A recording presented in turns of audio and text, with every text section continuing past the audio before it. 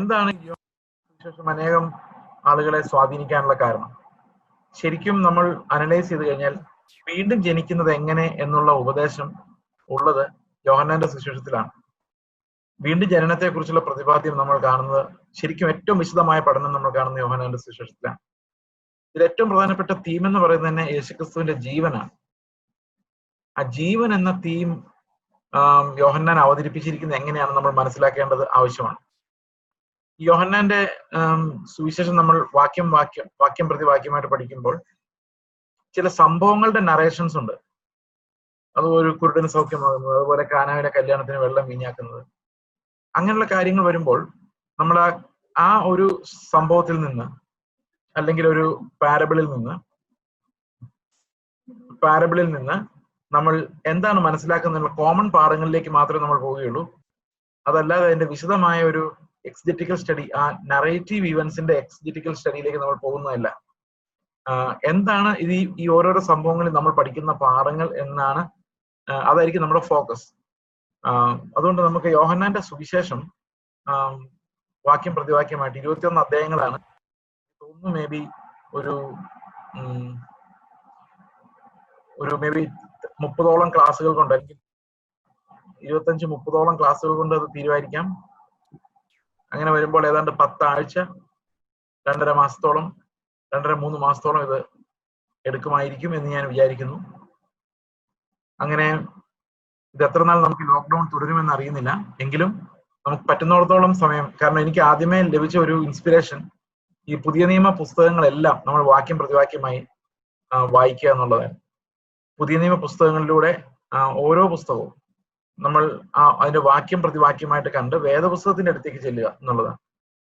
നമുക്ക് വേദപുസ്തകം പഠിക്കാൻ പല മാർഗങ്ങളുണ്ട്. നമുക്ക് പല കമന്ററീസ് ഉണ്ട്, പുസ്തകങ്ങളുണ്ട്, തീമായിട്ട് പഠിക്കുന്നവരുണ്ട്. പക്ഷെ എപ്പോഴും വേദപുസ്തകം നമ്മൾ പഠിക്കേണ്ടത് അതിൽ നിന്ന് തന്നെയാണ്, വചനത്തിൽ നിന്ന് തന്നെയാണ്. വചനം അതിന്റെ പശ്ചാത്തലത്തിൽ തന്നെ വ്യാഖ്യാനിക്കപ്പെടുകയും വേണം.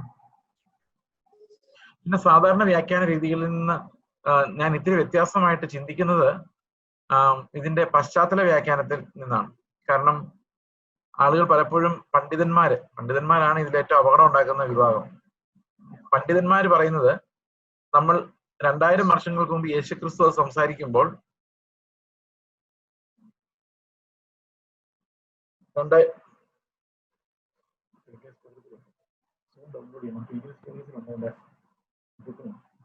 രണ്ടായിരം വർഷങ്ങൾക്ക് മുൻപ് അപ്പോസ്തലൻ സംസാരിച്ച ഒരു പ്രത്യേക ഓഡിയൻസിനോടാണെന്നും ആ ഓഡിയൻസ് അത് എന്ത് മനസ്സിലാക്കി എന്ന് നമ്മൾ അറിയണമെന്നും അതനുസരിച്ചാണ് നമുക്കത് മനസ്സിലാവുകയുള്ളൂ. അതുകൊണ്ട് ഏത് പശ്ചാത്തലത്തിലാണ് ഓരോ വാക്യവും പറഞ്ഞതെന്ന് നമ്മൾ പഠിക്കണമെന്നൊക്കെ പറയുന്നവരുണ്ട്. പക്ഷെ ആ ഒരു മെത്തഡിനോട് ഞാൻ യോജിക്കുന്നില്ല. കാരണം നമ്മൾ അങ്ങനെ ഒരു പശ്ചാത്തല പഠനം നടത്താൻ ഉദ്ദേശിക്കുന്നില്ല. യോഹന്നാന്റെ സുവിശേഷം ആർക്ക് എഴുതിയതാണെന്നുള്ള പഠനമൊന്നും പ്രധാനമല്ല. അത് കാരണം അത് സുവിശേഷമാണ്. സുവിശേഷം ഏത് മനുഷ്യനും ഒരുപോലെ ചെയ്യുന്ന കാര്യമാണ്. റോമാലേഖനം പോലെ അതൊരു പ്രത്യേക പശ്ചാത്തലത്തിൽ എഴുതപ്പെട്ടതായിരിക്കാം, പക്ഷെ പ്രത്യേക പശ്ചാത്തലത്തിലുള്ള ആളുകൾക്കുള്ളതല്ല. അത് എല്ലാ മനുഷ്യരോടും സംസാരിക്കുന്ന പുസ്തകങ്ങളാണ് ബൈബിളിലുള്ളത്. അതുകൊണ്ട് അതിൽ ഓരോ വാക്യവും നമുക്ക് റിലേറ്റീവ് ആയിട്ട്, അതായത് പ്രത്യേക വിഭാഗത്തിന് അല്ലെങ്കിൽ പ്രത്യേക സമയത്തേക്ക് നൽകപ്പെട്ടിരിക്കും നമുക്ക് ചിന്തിക്കാൻ കഴിയില്ല. ഓരോ വാക്യവും കൃത്യമായി നമ്മളോട് സംസാരിക്കുന്ന രീതിയിലായിരിക്കും നമ്മൾ ഇതിനെ വ്യാഖ്യാനിക്കേണ്ടത്. അതുകൊണ്ട് ആ പശ്ചാത്തലത്തിലുള്ള യഹൂദ മര്യാദകളെ കുറിച്ചോ അവരുടെ രീതികളെ കുറിച്ചോ ഒന്നും നമുക്ക് അങ്ങനെയുള്ള ഒരു ഡിസ്ട്രാക്ഷൻ ഈ പഠനത്തിൽ ഉണ്ടാവുകയില്ല.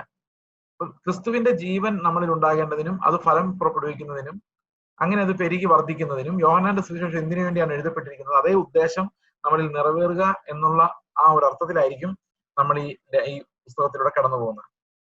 ഓക്കെ, അപ്പോൾ യോഹന്നാന്റെ സുവിശേഷം പഠിക്കുന്നത് വളരെ എഡിഫൈങ് ആണ്. കാരണം ക്രിസ്തുവിന്റെ ജീവന്റെ എക്സ്പ്ലനേഷൻ ആണിത്. അനേകം ആളുകളെ കർത്താവിന്റെ ജീവൻ ജീവിക്കുക, his life exchange to us, അവന്റെ ജീവൻ നമ്മളിലേക്ക് വന്നിരിക്കുന്ന അവന്റെ ജീവനെ പ്രാവർത്തികമായി അനുസരിക്കുക എന്ന് പറയുന്ന ആ ഒരു വളരെ ഡീപ്പായിട്ടുള്ള ഒരു സുവിശേഷമാണ് യോഹന്നാന്റെ സുവിശേഷം. ഓക്കെ, അപ്പൊ നമുക്ക് പ്രാർത്ഥനയോടെ ആരംഭിക്കാം. നമ്മൾ ഇത് ശരിക്കും കർത്താവ് നമ്മളുടെ എന്ത് ഉദ്ദേശത്തോടെ ഇത് പറഞ്ഞോ അതേ ഉദ്ദേശത്തോടെ ഇത് മനസ്സിലാക്കുവാൻ ദൈവം നമ്മെ സഹായിക്കട്ടെ. ഓരോരോ വാക്യവും കർത്താവ് നമുക്ക് ഏറ്റവും എൻറിച്ചിങ് ആയിട്ട് തന്നെ നൽകട്ടെ എന്ന് നമുക്ക് പ്രാർത്ഥനയോടെ ഹൃദയനുറുക്കത്തോടെ നമുക്ക് കർത്താവിന്റെ ഈ സുവിശേഷത്തിന്റെ പഠനത്തിലേക്ക് കടന്നു ചെല്ലാം. യോഹന്നാന്റെ സുവിശേഷം 1-ാം അധ്യായം വാക്യങ്ങൾ, 1-ാം അധ്യായത്തിന്റെ 1 മുതലുള്ള വാക്യങ്ങൾ നമ്മൾ വിശദമായി പഠിക്കുവാൻ ശ്രമിക്കാം. നിങ്ങൾക്ക് എന്തെങ്കിലും കൂട്ടിച്ചേർക്കാനുണ്ടെങ്കിൽ, ഇതെപ്പോഴും പഠനം എന്ന് പറയുന്നത് ഒരാൾ പഠിപ്പിക്കുന്നതിനേക്കാൾ ഉപരി നമ്മുടെ ആ പുസ്തകമാണ് പഠിപ്പിക്കുന്നത്. അതുകൊണ്ട് പുസ്തകത്തിൽ നിങ്ങൾക്ക് ലഭിക്കുന്ന ഇൻസൈറ്റുകൾ നിങ്ങൾക്ക് ചാറ്റ് വിൻഡോയിൽ രേഖപ്പെടുത്താം. നിങ്ങൾക്ക് എന്തെങ്കിലും ചോദ്യം ഉണ്ടെങ്കിൽ ചാറ്റ് വിൻഡോയിൽ ചോദിക്കാം. നമ്മൾ എല്ലാവരും കൂടെ ചേർന്ന് പഠിക്കുന്നതാണ് എനിക്ക് എപ്പോഴും ഇഷ്ടം. കാരണം ഇൻസൈറ്റ്സ് കം ഫ്രം എനിവെയർ. നമ്മളെല്ലാവരും അങ്ങോട്ടും ഇങ്ങോട്ടും എഡിഫൈ ചെയ്യുന്ന വചനം പഠിക്കാൻ ഞാൻ വിചാരിക്കുന്നു. ഇതിൽ മാനുഷികമായ എലമെന്റ്സ് കൊണ്ടുവരാതിരിക്കുക. കർത്താവിന്റെ വചനം എങ്ങനെയാണോ അങ്ങനെ തന്നെ അത് മനസ്സിലാക്കാൻ നമുക്ക് എല്ലാവർക്കും ശ്രമിക്കാം. ഓക്കെ, യോഹന്നാന്റെ സുവിശേഷം 1-ാം അധ്യായം യേശുക്രിസ്തുവിനെ കുറിച്ച് ഇൻട്രൊഡ്യൂസ് ചെയ്യുന്നതാണ്. ആരാണ് മനുഷ്യപുത്രൻ എന്ന് പലവിധമായ പിക്ചേഴ്സിലൂടെ യോഹന്നാൻ വിശദീകരിക്കുന്നു. 1 മുതൽ 18 വരെയുള്ള വാക്യങ്ങളിൽ. 1-ാമത്തെ വാക്യം പറയുന്നത് ആദിയിൽ വചനം ഉണ്ടായിരുന്നു എന്ന് പറഞ്ഞിട്ട് 18-ാമത്തെ വാക്യത്തിൽ പറയുകയാണ് no one has ever seen God. ദൈവത്തെ ആരും ഒരു നാളും കണ്ടിട്ടില്ല. The only God who is at the Father's side, he has made. ശരിക്കും ഇംഗ്ലീഷ് സ്റ്റാൻഡേർഡ് വേർഷൻ ട്രാൻസ്ലേറ്റ് ചെയ്യുന്ന ഇങ്ങനെയാണ്, no one has ever seen God. ദൈവത്തെ ആരും ഒരു നാളും കണ്ടിട്ടില്ല. തന്റെ മടിയിലിരിക്കുന്ന the only God who is at the Father's side. പിതാവിനോട് ചേർന്നിരിക്കുന്ന ഏക ദൈവമായ ക്രിസ്തുവാണ് വെളിപ്പെടുത്തിയിരിക്കുന്നതെന്നാണ്. ഓക്കെ, ഇവിടെ ആ ഒരു ലേറ്റസ്റ്റ് മാനുസ്ക്രിപ്റ്റ് നമ്മൾ ഉപയോഗിക്കുന്ന മാനുസ്ക്രിപ്റ്റ്സില് സൺ എന്നുള്ള വാക്കല്ല ഉള്ളത്, ഗോഡ് എന്നുള്ള വാക്ക് തന്നെയാണ് ഉള്ളത്. No one has ever seen God. God who is at the Father's side, he has made him known എന്നാണ്. ഓക്കെ, അപ്പോൾ ഇത് ദൈവത്തിന്റെ പേഴ്സണാലിറ്റിയുടെ ഒരു പ്രത്യേകതയാണ്. ദൈവത്തെ ആരും ഒരു നാളും കണ്ടിട്ടില്ല, പിതാവിനെ ആരും ഒരു നാളും കണ്ടിട്ടില്ല. പക്ഷെ അവൻ വെളിപ്പെടുത്തിയത് പുത്രനിലൂടെയാണ് എന്നാണ് ഈ വാക്യം നമ്മളെ പഠിപ്പിക്കുന്നത്. അപ്പൊ ഈ 1 മുതൽ 18 വരെയുള്ള യേശുക്രിസ്തു ആരാണ് എന്നുള്ളതിന്റെ ഇൻട്രൊഡക്ഷൻ ആണ്. യേശുക്രിസ്തുവിനെ എങ്ങനെയെല്ലാമാണ് പരിചയപ്പെടുത്തുന്നത് ഈ വാക്യങ്ങളിലൂടെ നമുക്ക് നോക്കാം. ആദ്യം വചനം ഉണ്ടായിരുന്നു, വചനം ദൈവത്തോടു കൂടിയായിരുന്നു, വചനം ദൈവമായിരുന്നു. ഈ വാക്യം യേശുക്രിസ്തുവിന്റെ ദൈവത്വത്തെ കുറിച്ചുള്ള ഏറ്റവും പവർഫുൾ ആയിട്ടുള്ള ഒരു പ്രസ്താവനയാണ്. ആദ്യം വചനം ഉണ്ടായിരുന്നു. ആദ്യം വചനം ഉണ്ടായി എന്നല്ല, in the beginning God, the word was there. In the beginning was the word. അവിടെ ഉണ്ടായിരുന്നു. അപ്പം നിത്യതയിൽ വചനം ഉണ്ടായിരുന്നു എന്നർത്ഥം. നിത്യതയിൽ വചനം ഉണ്ടായിരുന്നു. അപ്പൊ നിത്യതയിൽ വചനം ഉണ്ടായിരുന്നു എന്ന് പറഞ്ഞു കഴിഞ്ഞാൽ വചനം ഇല്ലാതിരുന്ന ഒരു ഇല്ലായിരുന്നു. നിത്യതയിൽ ഉണ്ടെന്ന് ദൈവികമായ നിത്യതയിൽ, സമയത്തിന് പൂർവ്വ നിത്യതയിൽ, ആ ടൈം തുടങ്ങുമ്പോൾ ഉണ്ടായിരുന്നു എന്ന് പറഞ്ഞാൽ അവൻ എപ്പോഴും ഉണ്ടായിരുന്നു എന്നാണ് അതിനർത്ഥം. കാരണം ടൈമിന് വെളിയിലുള്ള കാര്യങ്ങളെ സ്വാധീനിക്കാൻ സമയത്തിന് സാധിക്കില്ല. ടെൻസ് ഇല്ല, കാലങ്ങളില്ല. കാലാതീതനായ പുത്രനെ കുറിച്ചാണ് പറഞ്ഞുകൊണ്ടാണ് in the beginning was the word and the word was with God and the word was God. വചനം ദൈവത്തോടു കൂടെയായിരുന്നു, വചനം ദൈവമായിരുന്നു. അപ്പോൾ വചനം ദൈവമായിരുന്നു, വചനം ദൈവത്തോടു കൂടിയായിരുന്നു, വചനം ദൈവമായിരുന്നു. ആദിയിൽ വചനം ഉണ്ടായിരുന്നു, ആ വചനം ദൈവമായിരുന്നു, വചനം ദൈവത്തോടു കൂടിയായിരുന്നു. അപ്പം ദൈവത്തോട് ദൈവമായിരുന്നു എന്ന് പറഞ്ഞു കഴിയുമ്പോൾ ഒത്തിരി ഉപദേശ പെശകൾക്ക് ഉത്തരം പറഞ്ഞു കഴിഞ്ഞു. യേശുക്രിസ്തുവിന്റെ ദൈവത്വത്തെ കുറിച്ചുള്ള ചോദ്യങ്ങൾ അതിനുത്തരമായി. അവന്റെ നിത്യതയെ കുറിച്ചുള്ള ചോദ്യങ്ങൾ 1-ാം വാക്യം പറയുന്നു, ആദിയിൽ വചനം ഉണ്ടായിരുന്നു. അപ്പൊ ഉണ്ടായതല്ല, ഉണ്ടായിരുന്നതാണ്. അപ്പൊ നിത്യതയെ കുറിച്ചുള്ള ചോദ്യത്തിന് ഉത്തരം നൽകി. അതുപോലെ തന്നെ യേശുവിന്റെ ദൈവത്വത്തെ കുറിച്ചുള്ള ചോദ്യത്തിന് ഉത്തരം നൽകി. അതുപോലെ തന്നെ പ്രധാനപ്പെട്ട ഒരു ചോദ്യമാണ് അവിടെ പറഞ്ഞിരിക്കുന്നത്, വചനം കൂടെ ആയിരുന്നു. വചനം ദൈവത്തോട് കൂടെ ആയിരുന്നു പറയുമ്പോൾ എന്താ അർത്ഥം? 2 പേരുണ്ട് അവിടെ എന്നർത്ഥം, അല്ലെ? എന്റെ കൂടെ വേറൊരാൾ എന്ന് പറയുമ്പോൾ 2 പേരുണ്ട്. അപ്പൊ മോഡലിസം എന്ന് പറയുന്ന ദുരുപദേശത്തെയും അവിടെ ഖണ്ഡിക്കുകയാണ്. 2 വ്യക്തികളാണ്, 2 പേരാണ്, എന്നാൽ ഒരു ദൈവമാണ്. അത് മനുഷ്യർക്ക് ഇത് പൂർണ്ണമായിട്ട് മനസ്സിലാവണമെന്നില്ല. ആ ദൈവം എന്നും ഉണ്ടായിരുന്നു. ആ ദൈവം വചനമായിരുന്നു. വചനമായിരുന്നു. ആ വചനമാണ് നമ്മളുടെ ജഡരൂപം എടുത്ത് വന്നത്. In the beginning was the word and the word was with God and the word was God. വചനം ദൈവമായിരുന്നു. വചനം ഒരു ദൈവമായിരുന്നു എന്നാണ് യഹോവ സാക്ഷികളുടെ ബൈബിളില് ട്രാൻസ്ലേറ്റ് ചെയ്തിരിക്കുന്നത്. അവര് പറയുന്നത് അവിടെ ശരിക്കും ഒരു ദൈവം ഉണ്ടെന്നാണ്. അപ്പൊ നമ്മൾ ചോദിക്കും, ഗ്രീക്കിൽ അങ്ങനെ ഒരു എന്നുള്ളൊരു വാക്ക്, ഒരു ആർട്ടിക്കിൾ അവിടെ ഇല്ലല്ലോ. അപ്പൊ അവര് പറയും ഗ്രീക്കില് ആർട്ടിക്കിൾ പ്രത്യേകിച്ച് എഴുതണമെന്നില്ല, അങ്ങനെ എഴുതിയില്ലെങ്കിലും അവിടെ ഒരു ഇൻഡെഫിനിറ്റ് ആർട്ടിക്കിൾ ഒരു എന്നുള്ള അണ്ടർസ്റ്റുഡ് ആണ് എന്നാണ് അവർ പറയുന്നത്. അങ്ങനെയാണെങ്കിൽ നമ്മൾ താഴോട്ട് വായിക്കുമ്പോഴെല്ലാം പ്രശ്നമാവും. കാരണം ദൈവമാകുന്നു എന്ന് പറയുന്നിടത്ത് ഒരു എന്നുള്ളൊരു വാക്ക് അവിടെ ഓൾറെഡി സപ്ലിമെന്റഡ് ആണെങ്കിൽ വലിയൊരു പ്രോബ്ലം വരുന്നത് എന്താണെന്ന് വെച്ച് കഴിഞ്ഞാൽ പല സ്ഥലത്തും ദൈവം എന്നുള്ള വാക്ക് ആർട്ടിക്കിൾ ഇല്ലാതെ ഉപയോഗിക്കുന്നുണ്ട്. ദൈവത്തിൽ നയിച്ച ഒരു മനുഷ്യൻ വന്നു എന്ന് പറഞ്ഞാൽ ഒരു ദൈവത്തിൽ നയിച്ച ഒരു മനുഷ്യൻ വന്നു വായിക്കേണ്ടി വരും. അപ്പൊ ഒരിടത്ത് മാത്രം ഒരു എന്ന് ചേർക്കുകയും ബാക്കിയുള്ളിടത്തൊന്നും ചേർക്കേണ്ടെന്ന് പറയുകയും ചെയ്യുന്ന ഒരു കുടില തന്ത്രമാണ്. ശരിക്കും ദൈവത്തെ കുറിച്ച് വേണ്ടിയാണ് അങ്ങനെ പറയുന്നത്. അവർക്കൊരു ന്യൂ വേൾഡ് ട്രാൻസ്ലേഷൻ എന്ന് പറഞ്ഞൊരു ബൈബിൾ ഉണ്ട്. അതിൽ അത്യാവശ്യം തിരുത്തലുകൾ അവർ വരുത്തിയിട്ടുണ്ട് അവർക്ക് വേണ്ട രീതിയിൽ. അപ്പൊ യഹോവ സാക്ഷികളുമായിട്ട് വന്നു കഴിയുമ്പോൾ അവര് മറുപടി പറയാൻ പലപ്പോഴും നമുക്ക് അറിയത്തില്ലാത്തതിന്റെ കാരണം നമ്മൾ ഈ കാര്യങ്ങളെ കുറിച്ചൊന്നും കാര്യമായിട്ട് പഠിക്കാൻ താല്പര്യമുള്ളവരല്ല എന്നുള്ളതുകൊണ്ട്. He was in the beginning with God. അവൻ ആദിയിൽ ദൈവത്തോടു കൂടെ. അപ്പോൾ കർത്താവ് ദൈവത്തോട് പിതാവിനോട് കൂടെ ആയിരുന്നു. അതെന്നും അങ്ങനെ ആയിരുന്നു. നിത്യതയിലും അതങ്ങനെയാണ്. ഒരിക്കലും മാറ്റം ഉണ്ടാവുകയില്ല. അവൻ ദൈവമായിരുന്നു, ദൈവത്തോട് കൂടെ ആയിരുന്നു. എന്ന് പറഞ്ഞു കഴിഞ്ഞാൽ അവിടെ രണ്ടുപേരുണ്ട്, ഒരു ദൈവമാണ്. ദൈവത്തോട് കൂടെയായിരുന്നു. ഏക ദൈവമാണെന്ന് പിതാവിനെ കുറിച്ചും ഏക ദൈവം എന്ന് പുത്രനെ കുറിച്ചും പറയുന്നതാണ് ഇവിടെ വേറൊരു റെവലേഷൻ. അങ്ങോട്ട് നമ്മൾ അടുത്ത ദിവസം അല്ലെങ്കിൽ ഇന്ന് തന്നെ വരുന്നതായിരിക്കും. Okay. All things were made through him. എല്ലാം അവനിലൂടെ ഉണ്ടായതാണ്. ഞാൻ ഈ ഓരോ വാക്യത്തെ കുറിച്ച് ഒരു ഓരോ വാക്യത്തിന്റെയും അർത്ഥം മനസ്സിലാക്കാനാണ് ശ്രമിക്കുന്നത്. എല്ലാം അവൻ മുഖാന്തരം ഉളവായി. അവനിലൂടെയാണ് എല്ലാം ഉളവായത്.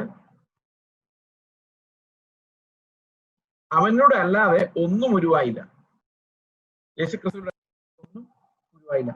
അപ്പൊ യോഹന്നാന്റെ സുവിശേഷം 1-ാം അധ്യായത്തിൽ നമ്മൾ കാണുന്നത് സകലവും അവൻ മുഖാന്തരം ഉളവായി, ഉളവായതൊന്നും അവനെ കൂടാതെ ഉളവായതല്ല. അപ്പോ Jesus is the owner of everything.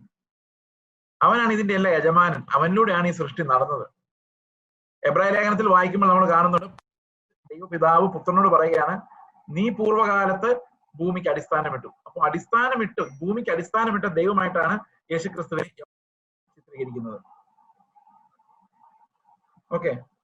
അപ്പോൾ എന്താണ് കർത്താവ് നമുക്ക് തരാൻ വന്നത്? എന്തായിരുന്നു യുണീക്നെസ് ഓഫ് ക്രൈസ്റ്റ്? എന്തെല്ലാം വെളിപ്പാടുകളാണ് ഇവിടെ വന്നതെന്ന് നോക്കി. യേശുവിനെ വചനമായിട്ടാണ് ഈ 1-ാം വാക്യത്തിൽ കാണിച്ചിരിക്കുന്നത്. അതാണ് 1-ാമത്തെ വെളിപ്പാട്. അപ്പൊ ക്രിസ്തുവിനെ വചനമായിട്ട് നമ്മൾ മനസ്സിലാക്കി കഴിഞ്ഞാൽ ഈ വേർഡ് ലോഗോസ് എന്നുള്ള വാക്ക് ദൈവത്തിന്റെ വചനം. ദൈവത്തിന്റെ വചനം നമുക്ക് 3 തരത്തിൽ മനസ്സിലാക്കാം.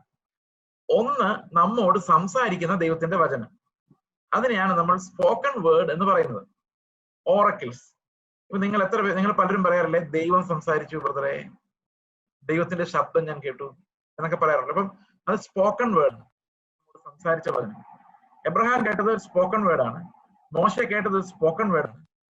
അതാണ് ദൈവത്തിന്റെ പറയുന്ന വചനം. നമുക്ക് പലപ്പോഴും ദൈവത്തിന്റെ ശബ്ദം ആത്മാവിൽ കേൾക്കാൻ കഴിഞ്ഞിട്ടുണ്ടാകാം നിങ്ങൾക്ക്. അതെല്ലാം ദൈവത്തിന്റെ സ്പോക്കൺ വേർഡാണ്, ദൈവം പറയുന്ന വചനം. എന്നാൽ ഈ പറയുന്ന വചനത്തിനകത്ത് കാനൂനികമായത്, തലമുറ ദൈവത്തെ കുറിച്ച് തെറ്റാത്ത വ്യാഖ്യാനങ്ങളുള്ള ഭാഗങ്ങൾ, അതായത് മനുഷ്യന്റെ വ്യാഖ്യാനം ഇല്ലാതെ ലഭിക്കുന്ന ദൈവത്തിന്റെ വെളിപ്പെടുത്തലുകളെയാണ് നമ്മൾ എഴുത്തു രൂപത്തിൽ ബൈബിളായിട്ട് നമുക്ക് ലഭിച്ചിരിക്കുന്നത്. അത് റിട്ടൺ വേർഡാണ്. ആ written word is having more authority than the spoken word. ഇത് നമ്മൾ ഗ്രഹിക്കാൻ ഇത്തിരി പ്രയാസമാണ്. ഇന്ന് രാത്രി നിങ്ങളോട് ഒരു സ്പോക്കൺ വേർഡ് നിങ്ങൾക്ക് കിട്ടിയാൽ അതിനേക്കാളും പ്രാധാന്യം ദൈവം നിങ്ങൾക്ക് എഴുതി തന്ന റിട്ടൺ വേർഡിനാണ്. സ്പോക്കൺ വേർഡ് എല്ലാം ഒരർത്ഥത്തിൽ ആപേക്ഷികമാണ്. അത് വേറൊരാൾക്ക് ആപ്ലിക്കബിൾ ആവണമെന്നില്ല. എന്നോട് കർത്താവ് പറയുന്ന സ്പോക്കൺ വേർഡ്സ് വേറൊരാൾക്ക് ആപ്ലിക്കബിൾ ആവണമെന്നില്ല. അപ്പൊ എപ്പോഴും സ്പോക്കൺ വേർഡിനേക്കാളും പ്രധാനം ദൈവം നമുക്ക് എഴുതി തരുന്ന കാര്യങ്ങളാണ്. ഇത് പലപ്പോഴും നമുക്ക് ഉണ്ടാകുന്ന ഒരു കൺഫ്യൂഷൻ. ദൈവത്തിന്റെ ഒരു ശബ്ദം കേട്ടാൽ എനിക്ക് അത് മതി. അപ്പൊ വചനവും എന്തുമാത്രം കർത്താവ് സംസാരിക്കുന്ന ഈ വചനത്തിലൂടെ. അപ്പൊ എഴുതി തരുന്നത്, അപ്പൻ എഴുതി തരുന്നത് പോരാ, പറയുന്നതിനാണ് എഴുതി തരുന്നതാണ്. എഴുതി തരുന്നതിനാണ്. എഴുതി തരുന്നത് എന്തുകൊണ്ടാണെന്നറിയാം? അതിന് മാറ്റം വരാൻ പറ്റത്തില്ല. അതുകൊണ്ടാണ് എഴുതി തരുന്നത്. പറയുന്നതെന്ന് പറഞ്ഞാൽ മാറ്റം വരും എന്നുള്ള അർത്ഥത്തിലല്ല, സാഹചര്യങ്ങൾ മാറുന്നതനുസരിച്ച് നാം ദൈവം കാര്യങ്ങളും മാറാം. ഉദാഹരണത്തിന് നീതിയുടെ അടിസ്ഥാനമായിട്ട് നമ്മൾ ഒരിക്കലും ഈ നമ്മളോട് വ്യക്തിപരമായിട്ട് ദൈവം സംസാരിക്കുന്ന വചനമല്ല ഉപയോഗിക്കുന്നത്. നമ്മൾ എപ്പോഴും നീതി എഴുതപ്പെട്ട ലിഖിതങ്ങളാണ്. എഴുതപ്പെട്ട ലിഖിതങ്ങളുടെ അതോറിറ്റി ഈസ് ഡിഫറെന്റ് ഫ്രം ഇപ്പൊ എന്നോട് കർത്താവ് പറഞ്ഞു അങ്ങോട്ട് പോ അല്ലെ ഇന്നത് ചെയ്യേ എന്ന് പറഞ്ഞതിന് വാല്യൂ ഉണ്ട്, ഇല്ലെന്നല്ല. പക്ഷെ അവിടെ ഒന്നും ഈ റിട്ടേൺ വേർഡിന്റെ അത്രയും അതിന് ഇമ്പോർട്ടൻസ് ഇല്ല എന്നുള്ളതാണ്. ദൈവത്തിന്റെ അനുദിന സംസാരങ്ങൾ ഇമ്പോർട്ടന്റ് അല്ലേ? തീർച്ചയായിട്ടുമാണ്. പക്ഷെ അതിന്റെ ഫൗണ്ടേഷൻ എപ്പോഴും എങ്ങനെയായിരിക്കും? ഈ എഴുതപ്പെട്ട വചനങ്ങളിലായിരിക്കും. അപ്പൊ നിങ്ങളോടൊരു കാര്യം ഒരാൾ എഴുതി തരികയാണ്, ഒരാൾ വാക്കുകൊണ്ട് പറയാണ്, ഏതിനാ നിങ്ങൾ വില കൂടുതൽ കൊടുക്കുന്നത്? എഴുതി കിട്ടിയതിനാണ് വില കൂടുതൽ കൊടുക്കുന്നത്. That's A document that cannot be changed. അതാണ് അതിന്റെ ആധികാരികത. ഇപ്പൊ എന്നോട് കർത്താവ് പറഞ്ഞ 2011 ഒന്നും വായിക്കണ്ട, that was an oracle that I got, an oral commandment. അതായത് എനിക്ക് എഴുതി തന്നിട്ടില്ല. ഓക്കെ, അപ്പൊ ഞാൻ വായിക്കാമോ? ഇല്ല, വായിക്കുന്നില്ല. പക്ഷെ ദൈവത്തിന് നാളെ ഇത് റിവോക്ക് ചെയ്യാം. ദൈവത്തിന് എന്നോട് പറയാം നീ വായിച്ചോ, കാരണം ദാറ്റ്സ് നോട്ട് എ സിൻ. അത് വായിക്കുന്നതുകൊണ്ട് ഒരു കുഴപ്പമില്ല, നന്മയുള്ളൂ. കാരണം ഒത്തിരി വിശുദ്ധന്മാരുടെ അനുഭവങ്ങൾ നമ്മൾ അറിയണമല്ലോ, തീർച്ചയായിട്ടും. പക്ഷെ അതൊരു that's A voice that I heard, ഞാൻ കേട്ടതാണ്.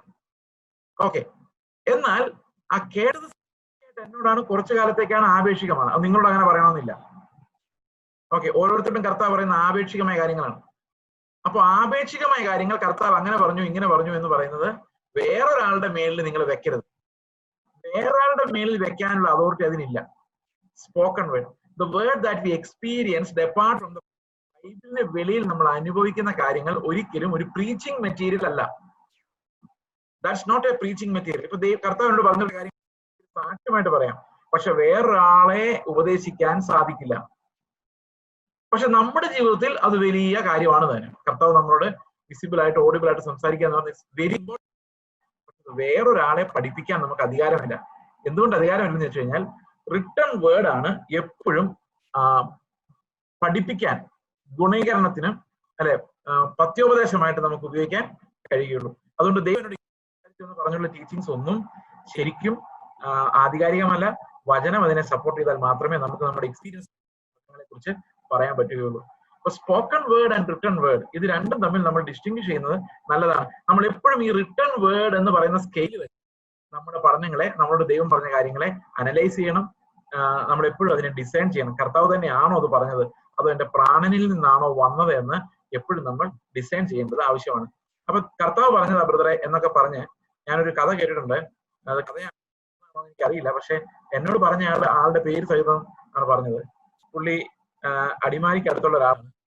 എന്ത് സംഭവിച്ചെന്ന് വെച്ച് കഴിഞ്ഞാല് അവിടെ പുള്ളിക്ക് കുറച്ച് തടി ഉണ്ടായിരുന്നു. തടി പുള്ളി ഒരാൾക്ക് വിറ്റപ്പോ എനിക്ക് തോന്നുന്നു അന്നത്തെ വില ഏതാണ്ട് 1998 മറ്റോ 30,000 രൂപയ്ക്ക് മറ്റാണ് വിറ്റത്. എന്റെ ഓർമ്മ അത്ര നല്ല ഓർമ്മയൊന്നും അല്ല.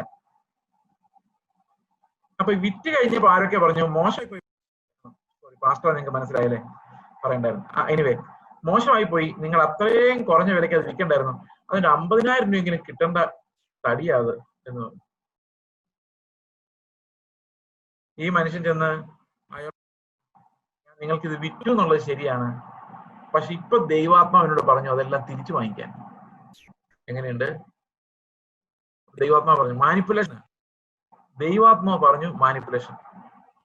ഈ മാനിപ്പുലേഷൻ ദൈവത്തിന്റെ ആത്മാവ് പറഞ്ഞെന്ന് പറഞ്ഞുകൊണ്ട് പറയുന്ന വേർഡിൽ നോക്കാതെ, വചനം എഴുതപ്പെട്ടിരിക്കുന്ന വചനത്തിൽ നോക്കാതെ, നമ്മൾ പറഞ്ഞു കേട്ട വചനം. അപ്പൊ ഈ തടി മേടിച്ചുകൊണ്ട് പോയ ആളും മഹാബിരുദനായ ആളായിരുന്നു. പുള്ളി പറഞ്ഞു എന്നോട് ദൈവം പറഞ്ഞു പാസ്റ്ററെ ഇത് ചോദിച്ചുകൊണ്ട് പാസ്റ്റർ ഒരു കാരണവശാലും കൊടുക്കരുതെന്ന് പറഞ്ഞിട്ടുണ്ടെന്ന് പറഞ്ഞു. പുള്ളി അത് കൊടുത്തുപോയി. ഇത് ഞാൻ വളരെ ചെറുപ്പത്തിലേ കേട്ടിട്ടുള്ള ഒരു കഥയാണ്. അതുകൊണ്ട് കർത്താവ് ഇങ്ങനെ പറഞ്ഞു, കർത്താവിന്റെ ശബ്ദം എന്ന് പറഞ്ഞ് മനുഷ്യരെ നിങ്ങളെ ചൂഷണം ചെയ്യാൻ നിങ്ങൾ ഒരിക്കലും അനുവദിക്കരുത്. ദൈവത്തിന്റെ ശബ്ദം ഒരാൾക്ക് ഓറക്കിളായി വന്നിട്ടുണ്ടെങ്കിൽ ലെറ്റ് ഹിം ഫോളോ ദാറ്റ്. അത് നിങ്ങൾക്ക് ആപ്ലിക്കബിൾ അല്ല. നിങ്ങൾക്ക് ആപ്ലിക്കബിൾ ആവണമെങ്കിൽ അദ്ദേഹം അത് വചനത്തിൽ നിന്ന് ചൂണ്ടിക്കാണിച്ചു തരണം, എഴുതപ്പെട്ട വചനത്തിൽ നിന്ന് ചൂണ്ടിക്കാണിച്ചു തരണം. അതോ liable to obey him. Okay, പിന്നെ നമുക്കും കൂടെ ഒരു കൺഫർമേഷൻ ഇതിങ്ങനെ തന്നെയാണ് എന്ന് കിട്ടുവാണെങ്കിൽ okay, and that an additional confirmation. അത്രേ ഉള്ളൂ. അപ്പൊ ഞാനൊരു കാര്യത്തെ കുറിച്ച് കർത്താവ് എനിക്കൊരു ഗൈഡൻസ് തന്നിട്ടുണ്ട്, അതേ കാര്യം തന്നെ വേറൊരാൾ എനിക്ക് വേണ്ടി ഉചിതം എന്ന് പറയുകയാണെങ്കിൽ ഓക്കെ, ദാറ്റ്സ് ഫൈൻ. അതല്ലാതെ അതിനൊരു അതോറിറ്റി നമ്മൾ കൊടുക്കാൻ പാടില്ല. അങ്ങനെ കൊടുത്തു കഴിഞ്ഞാൽ we will never reach truth. നമ്മൾ എപ്പോഴും ആപേക്ഷികമായ തലത്തിൽ ഇരിക്കും. ആപേക്ഷികമായ തലത്തിൽ ഒരിക്കലും പെർഫെക്റ്റ് നോളജ് ഉണ്ടാകത്തില്ല. ഓക്കെ, അതുകൊണ്ട് പ്രവചനങ്ങൾ വേണ്ട എന്നല്ല, നമ്മൾ ഉപദേശിക്കേണ്ട എന്നല്ല, അതൊന്നും അല്ല നമ്മൾ ഉദ്ദേശിക്കുന്നത്. പക്ഷെ ആധികാരികമായി കെരിക്മ വചനം എന്ന് പറയുന്നത് എപ്പോഴും റിട്ടൺ വേർഡാണ്. നമ്മൾ പറയുന്ന ഓരോ വാക്കുകളും ഈ റിട്ടൺ വേർഡുമായിട്ട് തുലനം ചെയ്യപ്പെടേണ്ടതുണ്ട്. അതാണ് രണ്ടാമത്തെ expression of the word. One is spoken and other is written. Okay, ഇപ്പൊ പൗലോസിനോട് കർത്താവ് എന്തെല്ലാം കാര്യങ്ങൾ, പക്ഷെ അതിനകത്ത് വാല്യൂ ഉള്ള കാര്യങ്ങളല്ല, അതായത് ഇറ്റേണൽ വാല്യൂ ഉള്ള ലോകത്തുള്ള എല്ലാ സഭകൾക്കും ആപ്ലിക്കബിൾ ആയിട്ടുള്ള എന്ത് ചെയ്തു, അത് എഴുതി വെച്ചു. ബാക്കിയുള്ള അനേകം കാര്യങ്ങൾ ഇങ്ങോട്ട് വന്നതേ ഇല്ല. അത് ആ ഒരു സീസണിലുള്ളതായിരുന്നു. That was over. അതുപോലെ യേശുക്രിസ്തു എന്തെല്ലാം കാര്യങ്ങൾ ചെയ്തു അതെല്ലാം വിവരിച്ചിട്ടില്ല. നമുക്ക് എന്ത് വേണം അത് മാത്രമാണ് യോഹന്നാൻ വിവരിച്ചിരിക്കുന്നത്. അപ്പൊ ഇവിടെ എല്ലാം റിട്ടൺ വേർഡ് ഒരു പ്രത്യേക പശ്ചാത്തലം നമ്മൾ നോക്കേണ്ട കാര്യമില്ല. ഏത് പശ്ചാത്തലത്തിൽ രീതിയിലാണ് വചനം നമുക്ക് ലഭിച്ചിരിക്കുന്നത്. 1-ാം നൂറ്റാണ്ടിലെ ആൾക്കാർ അത് എങ്ങനെ മനസ്സിലാക്കിയെന്ന് നമ്മൾ അറിയേണ്ട കാര്യമില്ല. Written word is always absolute. അതിന് വേറെ ഒരു രീതിയിലും ഒരു ആപേക്ഷികമായ വ്യാഖ്യാനം നൽകാൻ പാടില്ല. അവർ ആ അർത്ഥത്തിലാണ് ബ്രദറെ. ഫോർ എക്സാമ്പിൾ, കൊരിന്ത് സഭയോടുള്ള കൊരിന്ത് ലേഖനം വായിക്കും. നമ്മൾ കൊരിന്ത് ലേഖനം പഠിച്ചു കഴിഞ്ഞാണല്ലോ. കൊരിന്ത് ലേഖനത്തിൽ 1-2 ഇടർച്ച ഉണ്ടാക്കുന്ന ഉപദേശങ്ങളുണ്ട്. ഒന്ന്, സ്ത്രീകൾ സഭയിൽ മൗനമായിരിക്കട്ടെ എന്നുള്ള ഉപദേശമാണ്. മറ്റൊന്ന്, സ്ത്രീകൾ തലയിൽ മൂടുപട വേണം എന്നുള്ള ഉപദേശമാണ്. ഓക്കെ, ഉപദേശങ്ങള് നമ്മളിപ്പോ പറയും വ്യാഖ്യാനിച്ച് രക്ഷപ്പെടാൻ വേണ്ടി നമ്മൾ എന്ത് പറയുന്നറിയാം? അത് ബ്രദറെ, കൊരിന്ത് സഭയിലെ ആളുകൾ സ്ത്രീകൾ ഭയങ്കര പ്രശ്നക്കാരായിരുന്നു. അവർ വളരെ ടോക്കറ്റീവ് ആയിരുന്നു. അവർ വളരെ ക്വാറൽസം ആയിരുന്നു. അതുകൊണ്ട് പൗലോസ് ഇത് പറയുന്നത് എന്നാണ് നമ്മള് മനസ്സിലാക്കി വെക്കുന്നത്. ഓക്കെ, അപ്പൊ അങ്ങനെയല്ല അത് വ്യാഖ്യാനിക്കേണ്ടത്. അവരോട് പറഞ്ഞതായിരുന്നെങ്കിൽ അത് കൊരിന്ത് ലേഖനത്തിൽ എഴുതി നമുക്ക് വരില്ലായിരുന്നു, നമുക്ക് വരേണ്ട കാര്യമില്ലായിരുന്നു. അങ്ങനെ എത്രയോ കാര്യങ്ങൾ സഭയിൽ പറഞ്ഞിട്ടുണ്ട്, അതൊന്നും നമുക്ക് കിട്ടിയിട്ടില്ലോ. എന്തുകൊണ്ടാണ് കിട്ടാഞ്ഞത്? അത് അവരോടുള്ളതായിരുന്നു. കൊരിന്ത് സഭയിൽ എത്രയോ പ്രസംഗങ്ങൾ പൗലോസ് ചെയ്തിട്ടുണ്ട്, അവിടെ താമസിച്ച് ശുശ്രൂഷിച്ചിട്ടുണ്ട്. അപ്പൊ പൗലോസ് എഴുതി പറഞ്ഞതും കേട്ടതുമായ എല്ലാ കാര്യങ്ങളും സ്ക്രിപ്ചറായിട്ട് നമുക്ക് കിട്ടേണ്ട കാര്യമില്ല. അത് ആ ഒരു പശ്ചാത്തലത്തിൽ അവരോട് പറഞ്ഞതാണ്. അപ്പൊ ശരിക്കും ഈ മൂടുപടത്തിന്റെ കാര്യവും സ്ത്രീകളുടെ ശുശ്രൂഷയുടെ കാര്യവും ആപേക്ഷികമായി അവരോട് മാത്രം പറഞ്ഞ കാര്യമായിരുന്നെങ്കിൽ ഈ സത്യവേദ പുസ്തകത്തിൽ അതൊരു വാക്യമായി അവിടെ വരേണ്ട കാര്യമില്ലായിരുന്നു. അത് നമ്മോട് സംസാരിക്കേണ്ട കാര്യമേ ഇല്ലായിരുന്നു. എന്തിനാണ് നമുക്ക് തന്നത് എന്ന് ചോദിച്ചു കഴിഞ്ഞാൽ അതിലൊരു അബ്സല്യൂട്ട് കൊണ്ടും അത് നമ്മൾ അനുസരിക്കേണ്ടത് ആവശ്യമായതുകൊണ്ടാണ്. അതാണ് ഈ divine Providence of the word എന്ന് പറയുന്നത്. നമുക്ക് കിട്ടിയിരിക്കുന്ന ബൈബിളിന്റെ ഭയങ്കര കരുണയാണ്. ആ കരുണ എന്ന് പറയുന്നത് ഈ രൂപത്തിൽ കർത്താവിന്റെ ഉപദേശങ്ങളെ സെലക്ട് ചെയ്ത് അപ്പോസ്റ്റലിക് റൈറ്റിംഗ്സ് നമുക്ക് ഹിസ്റ്റോറിക്കലി നമുക്ക് ദൈവത്തിന്റെ കരുണയാണ് നമ്മൾ മനസ്സിലാക്കണം. അപ്പം റിട്ടൺ വേർഡ് ആണ് എപ്പോഴും ആധികാരികമായിട്ട് നമ്മൾ ഉപയോഗിക്കേണ്ടത്. പക്ഷെ നമുക്ക് അനുദിന നറിഷ്മെന്റിന് നമ്മൾ ഈ റിട്ടൺ വേർഡിലേക്ക് എത്തിക്കാൻ, ക്രിസ്തുവിന്റെ പരിജ്ഞാനത്തിന്റെ തലത്തിലുള്ള ഒരു വ്യാഖ്യാനത്തിലേക്ക് നമ്മൾ എത്തിക്കാൻ ദൈവത്തിന്റെ ശബ്ദം, ആത്മാവിന്റെ ശബ്ദം കേൾക്കേണ്ടത് വളരെ അത്യാവശ്യവുമാണ്. അതിന് നമ്മൾ ഒട്ടും കുറച്ച് കാണാൻ പറ്റില്ല. കാരണം വ്യക്തിപരമായ ജീവിതത്തില് ദൈവത്തിന്റെ ആത്മാവിന്റെ ലീഡിങ്സ്, ഇൻസ്പിരേഷൻ വളരെ വളരെ പ്രധാനമാണ്. പലപ്പോഴും അങ്ങനെയുള്ള ഇൻസ്പിരേഷൻസ് ആണ് നമ്മളെ വീണ്ടും വീണ്ടും ഈ വചനത്തിന്റെ ശക്തിയിലേക്കും അതിന്റെ യുക്തിയിലേക്കും അതിന്റെ ഭദ്രതയിലേക്കും പെർഫെക്ഷനിലേക്കും നമ്മളെ എത്തിക്കുന്നത്. എന്റെ ജീവിതത്തിൽ അങ്ങനെ പലപ്പോഴും സംഭവിച്ചിട്ടുണ്ട്. കർത്താവ് എന്നെ ലീഡ് ചെയ്യുന്ന പല എക്സ്പീരിയൻസസും സബ്ജക്റ്റീവാണ്, അതായത് ആത്മനിഷ്ഠമാണ്. എനിക്ക് ഉണ്ടാകുന്ന പല അനുഭവങ്ങളും ഞാൻ വചനത്തിന്റെ വെളിച്ചത്തിൽ, വസ്തുനിഷ്ഠമായ വെളിച്ചത്തിൽ കാണുമ്പോൾ എനിക്ക് അതിന് അർത്ഥം മനസ്സിലാവും. വ്യാഖ്യാനം അങ്ങനെ എനിക്ക് ഉണ്ടായിട്ടുണ്ട് പലപ്പോഴും. പക്ഷെ വചനം എപ്പോഴും എഴുതപ്പെട്ട രൂപത്തിൽ തന്നെയാണ് നമ്മൾ അതിനെ ആധികാരികമായി വിലയിരുത്തേണ്ടത്. ബാക്കി എല്ലാ കാര്യത്തിലും മാറ്റങ്ങൾ ഉണ്ടാകാം. ഒരാൾ മനസ്സിലാക്കുന്നതിൽ മാറ്റം ഉണ്ടാകാം. കാലക്രമത്തിലുള്ള മാറ്റങ്ങൾ മനസ്സിലാക്കലുകളിൽ ഉണ്ടാകാം. അവർ സ്കോളർഷിപ്പ് ഈസ് ഇൻക്രീസിങ്. നമ്മൾ 500 വർഷം മുമ്പ് ബൈബിൾ പഠിച്ച പോലെ അല്ല ഇന്ന് ബൈബിൾ പഠിക്കുന്നത്. കാരണം വി ഹാവ് ബെറ്റർ മാനുസ്ക്രിപ്റ്റ്സ്. നമുക്ക് കുറച്ചും കൂടെ ഒതന്റിക് ആയ 1-ാം നൂറ്റാണ്ടിൽ നിന്നുള്ള മാനുസ്ക്രിപ്റ്റ്സ് ഇന്ന് അവൈലബിൾ ആണ്. അപ്പൊ അത് വെച്ചുള്ള എഴുത്തുകളാണ് ഇന്ന് ലഭിച്ചിരിക്കുന്നത്. അപ്പൊ ഈ written word should be our parameter. That should be the benchmark. Okay, അത് വെച്ച് വേണം നമ്മൾ നമ്മുടെ ഉപദേശങ്ങളെ, നമ്മുടെ അനുഭവങ്ങളെ എല്ലാം വിലയിരുത്താൻ. ഇതിനിടയിൽ ചില സഹോദരിമാര്, പ്രത്യേകിച്ച് സഹോദരിമാരാണ് ഇങ്ങനെയുള്ള കുഴപ്പങ്ങളിൽ ചാടുന്നത്. അവര് ഇങ്ങനെ പറഞ്ഞേക്കാം, ഞങ്ങൾ സ്വർഗത്തിൽ പോയി ഇങ്ങനെ മരിച്ചു കിടക്കുമായിരുന്നു, കർത്താവ് എന്നെ സ്വർഗത്തിൽ കൊണ്ട് അവിടെ വീടൊക്കെ കാണിച്ചു തന്നു. നല്ല കാര്യം, നിങ്ങൾ അതും പറഞ്ഞ് വീട്ടിലിരിക്കുന്നത് നല്ലത്. മറ്റൊരാളോട് പറയാൻ നിങ്ങൾക്ക് അതോറിറ്റി ഇല്ല. എന്തുകൊണ്ട് അതോറിറ്റി ഇല്ല എന്നറിയോ? ബൈബിളിൽ അങ്ങനെയില്ല. റിട്ടൺ വേർഡിൽ അങ്ങനെയില്ല. റിട്ടൺ വേർഡിൽ അങ്ങനെ ഇല്ലെങ്കിൽ നിങ്ങൾക്ക് എന്ത് വിഷൻ കിട്ടിയാലും അത് നിങ്ങൾ വേറൊരാളോടും പറയാനുള്ള അതോറിറ്റി നിങ്ങൾക്കില്ല. സാക്ഷ്യമായിട്ട് നിങ്ങൾ എന്തെങ്കിലും പറഞ്ഞാൽ പോലും ഉപദേശ രൂപത്തിൽ അതൊന്നും പറയുവാനുള്ള അതോറിറ്റിയോ അത് ട്രൂത്ത് ആണെന്ന് തെളിയിക്കാനുള്ള സാധ്യതകളോ നിങ്ങൾക്കില്ല. You got an experience from God, thank God and sit silently. Don't come to teach in the church those things. Subjective ആയിട്ടുള്ള വെളിപ്പാടുകൾ നമ്മൾ ഒരിക്കലും സഭയിലോ നമ്മൾ ശുശ്രൂഷിക്കുമ്പോൾ എടുക്കാൻ പാടില്ല. നമുക്ക് ശരിക്കും വചനത്തിൽ നിന്ന് പറയുമ്പോൾ അതൊന്ന് തെളിവാക്കാൻ വേണ്ടി ഞാൻ എങ്ങനെ അത് അനുഭവിച്ചു എന്ന് പറയുന്നത് കുഴപ്പമില്ല എന്ന് ഞാൻ വിചാരിക്കും. ഇനി വചനത്തിന്റെ മൂന്നാമത്തെ ഭാഗം, ഏറ്റവും പ്രധാനപ്പെട്ട ഇന്റർപ്രിട്ടേഷൻ എന്ന് പറയുന്നത് ദ വേർഡ് ഈസ് ക്രൈസ്റ്റ് എന്നുള്ളത്. Jesus is the word. വചനം ജഡമായി തീർന്നു, ക്രിസ്തു തന്നെയാണ് വചനം. അപ്പൊ മൂന്നാമത്തെ വചനം എന്ന് പറയുന്നത് ഇറ്റ്സ് ദ ലോർഡ് ഹിംസെൽഫ്. അപ്പൊ ദ ലോർഡ് ഹിംസെൽഫ്, ക്രിസ്തു മാത്രം. ക്രിസ്തുവാണ് വചനം, ആ വചനമാണ് ജഡമായി തീർന്നത്. അപ്പൊ ജഡമായി തീർന്നത് എന്തിനു വേണ്ടിയാന്ന് വെച്ച് കഴിഞ്ഞാൽ, വചനം ജഡമായി തീർന്നത് നമ്മുടെ ഇടയിൽ പാർക്കാൻ വേണ്ടിയാണ്. We will come to it. നമ്മുടെ ഇടയിൽ പാർക്കാൻ വേണ്ടിയാണ് വചനം ജഡമായി തീർന്നത്. വചനം ജഡമായി തീർന്നു, നമ്മുടെ ഇടയിൽ പാർത്തു. ഓക്കെ. അപ്പോൾ ഇവിടെ പറയുന്ന വചനം ദൈവമായിരുന്നു, ദൈവത്തോട് കൂടെയായിരുന്നു എന്ന് പറയുമ്പോൾ കർത്താവിന്റെ നിത്യതയെക്കുറിച്ചും അവന്റെ തേജസ്സിനെ കുറിച്ചും അവനിലേക്ക് എത്തിക്കുന്ന ദൈവത്തിന്റെ വെളിപ്പാടുകളെ കുറിച്ചുമാണ് ഈ വാക്യം പറയുന്നത്. Written word always takes us to the real word, son of man who died for us. നമുക്ക് വേണ്ടി മരിച്ച ക്രിസ്തു എന്ന വചനത്തിലേക്കാണ് നമ്മൾ ഏത് അരുളപ്പാട് നമ്മൾ കേട്ടാലും വായിച്ചാലും അത് നമ്മൾ എത്തിക്കേണ്ടത്. യേശു ക്രിസ്തുവിന്റെ പരിജ്ഞാനത്തിന് വിരോധമായി പൊങ്ങുന്ന സകല ചിന്തകളെയും നമ്മൾ പിടിച്ചെടുക്കുമെന്ന് ഒരു ലേഖനത്തിൽ നമ്മൾ വായിച്ചിരുന്നത് ഓർക്കുമല്ലോ. അപ്പൊ സകലതും കർത്താവ് മൂലമാണ് ഉണ്ടായത് എന്ന് പറയുമ്പോൾ സർവ്വ സൃഷ്ടിക്ക് ആദിജാതനാണ് കർത്താവ് എന്നൊരു പ്രയോഗമുണ്ട്. സർവ്വ സൃഷ്ടിക്ക് മുമ്പേ ആദിജാതൻ എന്ന് പറഞ്ഞാൽ എന്താണ് അർത്ഥം? അപ്പൊ ഏതൊരു സൃഷ്ടിയും ഉണ്ടാകുന്നതിന് മുമ്പ് തന്നെ കർത്താവ് പിതാവിൽ നിന്ന് ആ പുത്രത്വം പ്രാപിച്ചിരുന്നു. അത് മാത്രമല്ല, മരിച്ചവരിൽ നിന്നുള്ള ആദ്യ ഫലവും അവൻ തന്നെയാണ്. മരിച്ചവരിൽ നിന്നുള്ള ആദ്യ ഫലവും അവൻ തന്നെയാണ്. അപ്പൊ എല്ലാത്തിലും കർത്താവ് മുൻപനായി തീരേണ്ടതിന് അവൻ സൃഷ്ടിയുടെ ആരംഭത്തിന് മുൻപ് തന്നെ ദൈവത്താൽ ഇവൻ എന്റെ പ്രിയപുത്രൻ എന്ന് പ്രസ്താവിക്കപ്പെട്ടു. ഇന്ന് ഞാൻ നിന്നെ ജനിപ്പിച്ചിരിക്കുന്നു എന്ന് പറഞ്ഞു. അപ്പോൾ പിതാവ് ഓൾറെഡി ഉണ്ട്, പുത്രൻ ഓൾറെഡി ഉണ്ട്, പരിശുദ്ധാത്മാവ് ഓൾറെഡി ഉണ്ട്. അപ്പോയിന്റ്മെന്റ്. ഇനി വേർഡിന്റെ വേറൊരു ദുരുപയോഗം എന്ന് പറയുന്നത്,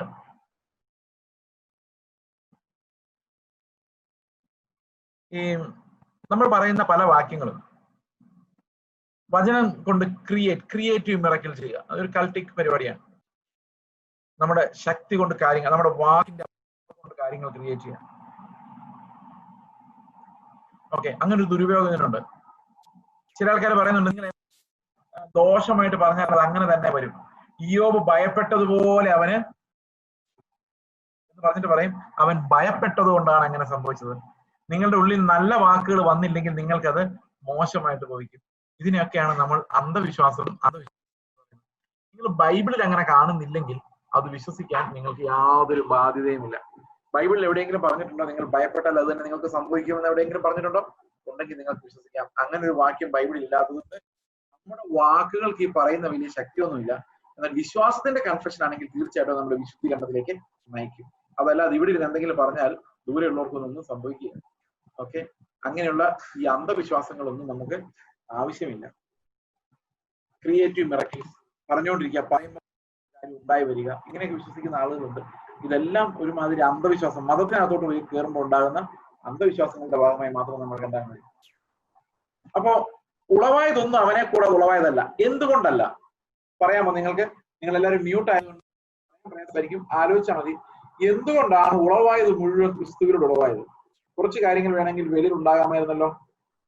എന്തുകൊണ്ടാണ്? അപ്പൊ നമ്മൾ ഒന്നാമത്തെ ഉൽപ്പത്തി പുസ്തകം 1-ാം അധ്യായത്തിൽ വായിക്കുമ്പോൾ നമ്മൾ കാണുന്നത് എന്താണ്? നമ്മൾ കാണുന്നത് വചനത്താൽ ഓരോന്നോരോന്ന് സൃഷ്ടിക്കപ്പെട്ടുകൊണ്ടിരിക്കുന്നു, അല്ലെ? അപ്പൊ വചനം സൃഷ്ടിക്കുന്നു, അതാണ് നമ്മൾ ഉൽപ്പത്തി പുസ്തകത്തിൽ കാണുന്നത്. എന്തിനാണ് ഈ വചനത്താൽ സൃഷ്ടിക്കുന്നത്? എന്തിനാണ് യേശു ക്രിസ്തു അതിനു മുൻപ് തന്നെ ഈ സൃഷ്ടിയുടെ ഉടയവനായി തീരുമാനിക്കുന്നത്? അതിനെയാണ് ഇന്ന് ഞാൻ നിന്നെ ജനിപ്പിച്ചിരിക്കുന്നതെന്ന് പറയുന്നത്. ഇന്ന് ഞാൻ നിന്നെ ജനിപ്പിച്ചിരിക്കുന്നു എന്ന് പറഞ്ഞാൽ അതിന്റെ അർത്ഥം പിതാവായ ദൈവം പുത്രനായ ദൈവത്തോട് പറയുകയാണ്, ശാശ്വതവാനായ ദൈവം ശാശ്വതവാനോട് പറയുകയാണ്, ഇന്ന് ഞാൻ നിന്നെ അപ്പോയിന്റ് ചെയ്തിരിക്കുന്നു, ജനിപ്പിച്ചിരിക്കുന്നു എന്ന് പറഞ്ഞാൽ അതിന്റെ അർത്ഥം എന്താണ്? അതിന്റെ അർത്ഥം എന്താണെന്ന് വെച്ച് കഴിഞ്ഞാൽ ഇനി ഞാൻ സൃഷ്ടിക്കാൻ പോകുന്നതിന്റെ എല്ലാം അവകാശമാണ് എന്നാണ് അതിന്റെ അർത്ഥം. അതുകൊണ്ട് കർത്താവ് എന്ത് ചെയ്തു? ആദ്യജാതനായിട്ട് യേശുക്രിസ്തുവിനെ നിയമിച്ചു. ആദ്യജാതനായിട്ട് നിയമിച്ചിട്ട് അവനിലൂടെ സൃഷ്ടി മുഴുവൻ നടത്തി. അപ്പൊ സൃഷ്ടിച്ചത് മുഴുവൻ ആരിലൂടെയാണ്? ക്രിസ്തുവിലൂടെയാണ്. അതിനർത്ഥം എന്താണ്? ഈ സൃഷ്ടി മുഴുവൻ കർത്താവിന്റെ സ്വന്തമാണ്, പിശാചിന്റെ അല്ല. ഇതെല്ലാം കർത്താവിന്റെയാണ്.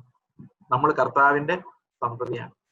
ഓക്കെ, അപ്പൊ കർത്താവ് എങ്ങനെ വേണമെങ്കിലും നടത്താൻ കഴിയും, എന്ത് വേണമെങ്കിലും നമ്മളോട് ചെയ്യുവാൻ കഴിയും. ഉളവായതൊന്നും അവനെ കൂടാതെ ഉളവായതല്ല, എല്ലാം ക്രിസ്തുവിലൂടെയാണ്. അതുകൊണ്ടാണ് അവൻ സൃഷ്ടിതാവായ ദൈവം എന്ന് പറയുമ്പോൾ പിതാവായ ദൈവത്തെ കുറിച്ച് മാത്രമല്ല നമ്മൾ പറയുന്നത്, പുത്രനെ കുറിച്ചും കൂടെയാണ് പറയുന്നത്. ഓക്കെ, ഉളവായത് ഒന്നും അവനെ കൂടാതെ ഉളവായതല്ല. എങ്ങനെ പറയാൻ പറ്റും? എബ്രായ ലേഖനത്തിൽ പറയുന്നത്, ദൈവമേ നീ പൂർവ്വകാലത്ത് ഭൂമിക്ക് അടിസ്ഥാനമിട്ടു, ആകാശവും നിന്റെ കൈകളുടെ പ്രവൃത്തിയാകുന്നു. പുത്രനെ കുറിച്ച് പറയുന്നതാണ്. അപ്പൊ ആകാശം യേശുക്രിസ്തുവിന്റെ കൈകളുടെ പ്രവൃത്തിയാണ് എന്നാണ് ഈ വാക്യം പറയുന്നത്. അപ്പൊ പിതാവായ ദൈവം അവന്റെ വചനം ഉപയോഗിച്ച് പുത്രനിലൂടെയാണ് ഈ സൃഷ്ടി മുഴുവൻ നടത്തുന്നത് എന്ന് നമുക്ക് ഈ വാക്യത്തിൽ കാണാൻ കഴിയും. ഈ ലോകത്ത് എന്തുളവായി അതൊന്നും പുത്രനെ കൂടാതെ ഉളവായിട്ടുള്ളതല്ല എന്ന് യോഹന്നാൻ പറയുന്നു. So he is the ultimate owner of all that you see in this universe. Okay, അപ്പൊ നമ്മൾ ശരിക്കും ആരുടെ ആളാണ്? നമ്മൾ ശരിക്കും കർത്താവിന്റെ സ്വപ്നമാണ്. പക്ഷെ ഒരു പ്രോബ്ലം ഉണ്ട്. ഈ കർത്താവിന്റെ എന്ന് പറയുന്നത് നമുക്ക് ലഭിക്കുന്നത് അവന്റെ ജീവന്റെ കമ്മ്യൂണിക്കേഷനിലൂടെയാണ്. അതുകൊണ്ടാണ് 4-ാം വാക്യത്തിൽ അവനിൽ ജീവൻ ഉണ്ടായിരുന്നു. യേശുക്രിസ്തുവിൽ എന്തുണ്ടായിരുന്നു? ജീവൻ ഉണ്ടായിരുന്നു. എന്തായിരുന്നു ജീവൻ? യേശുക്രിസ്തുവിലുണ്ടായിരുന്ന ജീവൻ എന്തായിരുന്നു? യേശുക്രിസ്തുവിലുള്ള ജീവൻ എന്ന് പറയുന്നത് അവന്റെ പിതാവുമായിട്ടുള്ള പെർഫെക്റ്റ് കമ്മ്യൂണിയൻ ആയിരുന്നു ആ ജീവൻ എന്ന് പറയുന്നത്. He could talk with God, talk with the father, and the father never left him. ആ ഫെലോഷിപ്പ് ആണ് ശരിക്കും നമ്മുടെ ജീവൻ. ഓക്കെ, ഏകസത്യമായ നിന്നെയും നീ അയച്ചവനായ യേശുക്രിസ്തുവിനെയും അറിയുന്നത് നിത്യജീവൻ. 4-ാം വാക്യം പറയാണ്, അവനിൽ ജീവൻ ഉണ്ടായിരുന്നു. Something that we didn't have. നമുക്കില്ലാതിരുന്ന എന്തോ ഒന്ന് ക്രിസ്തുവിന് ഉണ്ടായിരുന്നു. അതെന്തായിരുന്നു? അത് ജീവനായിരുന്നു. നമ്മുടെ അവസ്ഥ എന്താണ്? എഫേസ്യർ 2:1 അതിക്രമങ്ങളാലും പാപങ്ങളാലും നമ്മൾ മരിച്ചവരായിരുന്നു. ക്രിസ്തുവിന്റെ ക്യാരക്ടറിന്റെ പ്രത്യേകത എന്താണ്? അവൻ എപ്പോഴും ജീവിക്കുന്നുണ്ട്. ഓക്കെ, അവനിൽ ജീവൻ ഉണ്ടായിരുന്നു. അപ്പൊ യേശുക്രിസ്തുവിനുള്ള ജീവന്റെ പ്രത്യേകത എന്താണ്? യേശുക്രിസ്തുവിനുള്ള ജീവന്റെ പ്രത്യേകത എന്ന് പറയുന്നത് അത് വെളിച്ചം പോലെയാണ് എന്നുള്ളതാണ്. വെളിച്ചത്തിന്റെ പ്രത്യേകത എന്താ? എത്ര ചെറിയ വെളിച്ചമാണെങ്കിലും ഒരു ഇരുളിന് വന്ന് ഇരുട്ടിന് വന്നിട്ട് ഈ വെളിച്ചത്തെ അണയ്ക്കാൻ പറ്റത്തില്ല. ആ വെളിച്ചം അങ്ങനെ തന്നെ കത്തി നിൽക്കും. അപ്പൊ യേശുക്രിസ്തുവിന്റെ വെളിച്ചം, ലൈഫ്, ജീവൻ വെളിച്ചമായിരുന്നു, മനുഷ്യർക്ക് വെളിച്ചമായിരുന്നു എന്ന് പറഞ്ഞാൽ അർത്ഥം എന്താ?